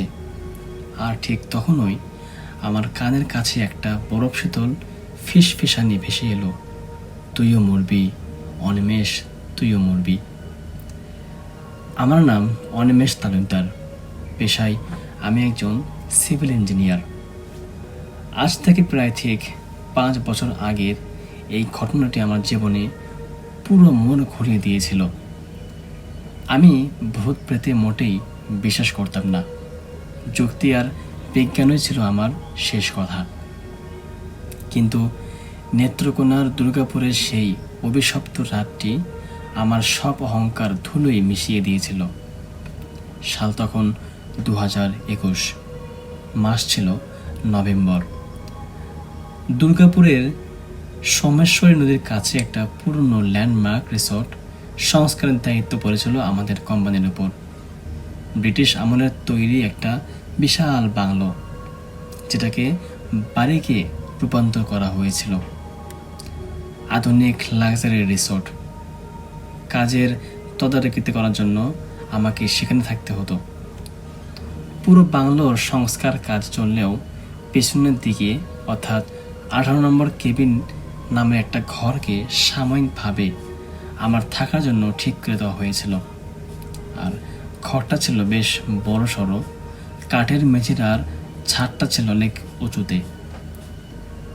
প্রথম দুই তিন দিন সব কিছু ঠিকঠাক ছিল। দিনের বেলা শত শত শ্রমিকের কোলাহল, সিমেন্ট বালির গন্ধ আর হাতুড়ির শব্দে চারপাশটা গম গম করত। কিন্তু আসল রূপটা প্রকাশ পেল রাত 12টার পর, যখন শ্রমিকরা সবাই বিদায় নিত আর পুরো এলাকাটা একটা গভীর নিঝুম অন্ধকারে ডুবে যেত।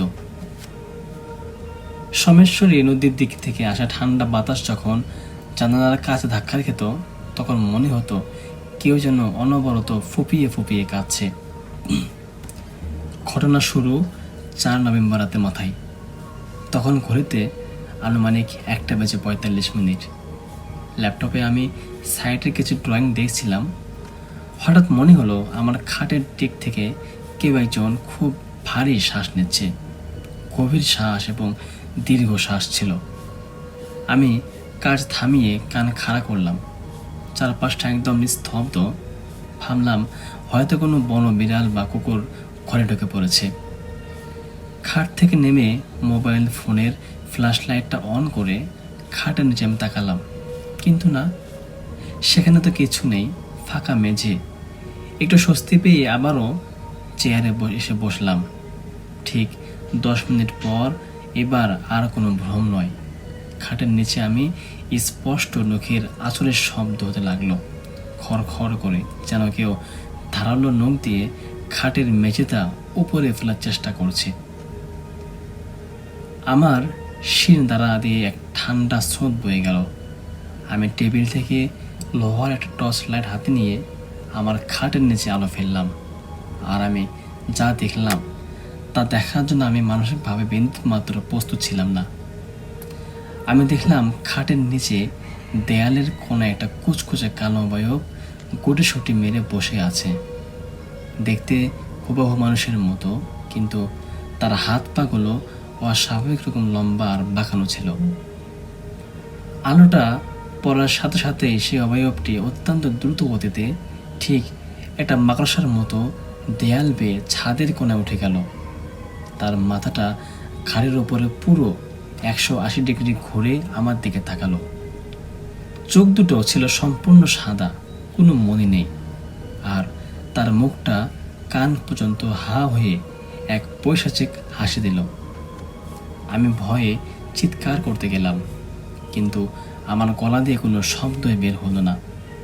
মনে হলো কেউ আমার শ্বাস নালি চেপে ধরেছে। আমি ছিটকে ঘর থেকে বেরিয়ে আসতে চাইলাম, কিন্তু তখনই ঘরের ভারী কাঠের দরজাটা কোনো বাতাস ছাড়াই সশব্দে নিজে নিজেই বন্ধ হয়ে গেল এবং খিলটাও বাইরে থেকে লেগে গেল। আমি খাটের উপর উঠে বসলাম। আমার পুরো শরীর তখন কাঁপছে, কপাল বেয়ে ঠান্ডা ঘামও ঝরছে। ঘরের তাপমাত্রা হঠাৎ করেই -ডিগ্রিতে নেমে এলো। মুখ দিয়ে ধোঁয়া বেরোতে লাগলো আমার। ঘরের একমাত্র এনার্জি বাল্বটাও টিপ টিপ করে জ্বলতে জ্বলতে আর নিভতে শুরু করলো। হঠাৎ ঘরের ছাদের কোণ থেকে একটা ফোঁটা ফোঁটা তরল পদার্থ আমার হাতের ওপর পড়লো। টর্চের আলো ফেলে দেখলাম ওটা পানি নয়, ঘন কালচে কালের রক্ত। উপর দিকে তাকাতে দেখলাম সেই বিভৎস সত্তাটি ছাদ থেকে ঝুলে আমার দিকে নামছে।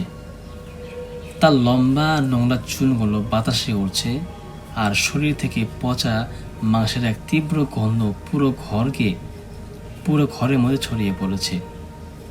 সে যত নিচে নামছিল, ঘরের দেয়ালগুলো যেন হাজার হাজার মানুষের কান্নার আওয়াজ ভেসে আসতে লাগলো। দেয়ালে লাগানো চুন কামগুলো খসে খসে পড়তে লাগলো, আর সেখান থেকে রক্তিম অক্ষরে ফুটে উঠতে লাগলো একটা নাম। সেটা হলো রঞ্জনা। রঞ্জনা। আমি চোখ বন্ধ করে ঈশ্বরের নাম জপতে শুরু করলাম। ঠিক তখনই আমার কানের একদম কাছে সেই হিমশীতল কণ্ঠস্বরটি ফিস ফিস বলে উঠল, চোখ খোলো, চেয়ে দেখো আমাদের।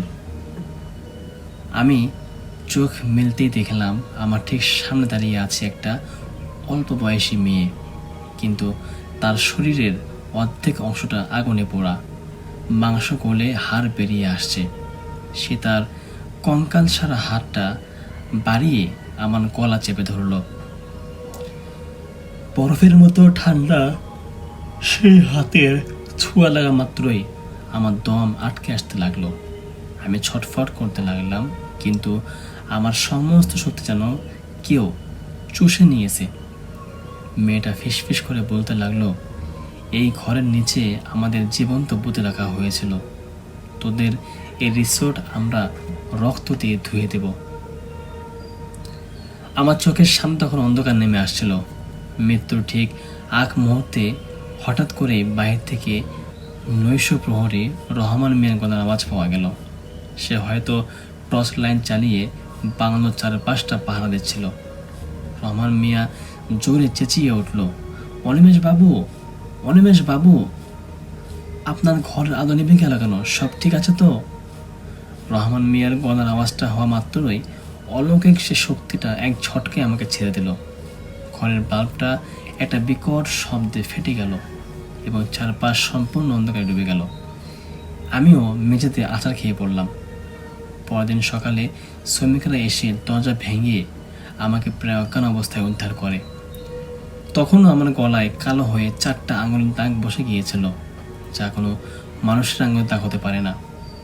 পরে স্থানীয় বয়স্ক মানুষের কাছ থেকে জানতে পেরেছিলাম 1971 সালের মুক্তিযুদ্ধের সময় ওই বাংলোতে পাকিস্তানি মিলিটারিরা এলাকার বেশ কিছু মেয়েকে ধরে নিয়ে নির্যাতন করে জীবন্ত পুঁতে রেখেছিল। আর সেই 18 নভেম্বর কেবিনটি ছিল তাদের মূল টর্চার সেল। আমি সেই দিনই দুর্গাপুরের প্রচের ছেড়ে ঢাকায় চলে আসি। আজকে প্রায় কয়েক বছর হয়ে গেছে, কিন্তু এখনও প্রতি রাতে যখন ঘড়িতে 1টা বেজে 45 মিনিট বাজে, আমি বিছানায় শুয়ে স্পষ্ট শুনতে পাই আমার খাটের নিচ থেকে কেউ একজন ধারালো নখ দিয়ে কাঠের মেঝেতে আঁচড় কাটছে আর ফিস ফিস করে বলছে, তুইও মরবি, তুইও মরবি।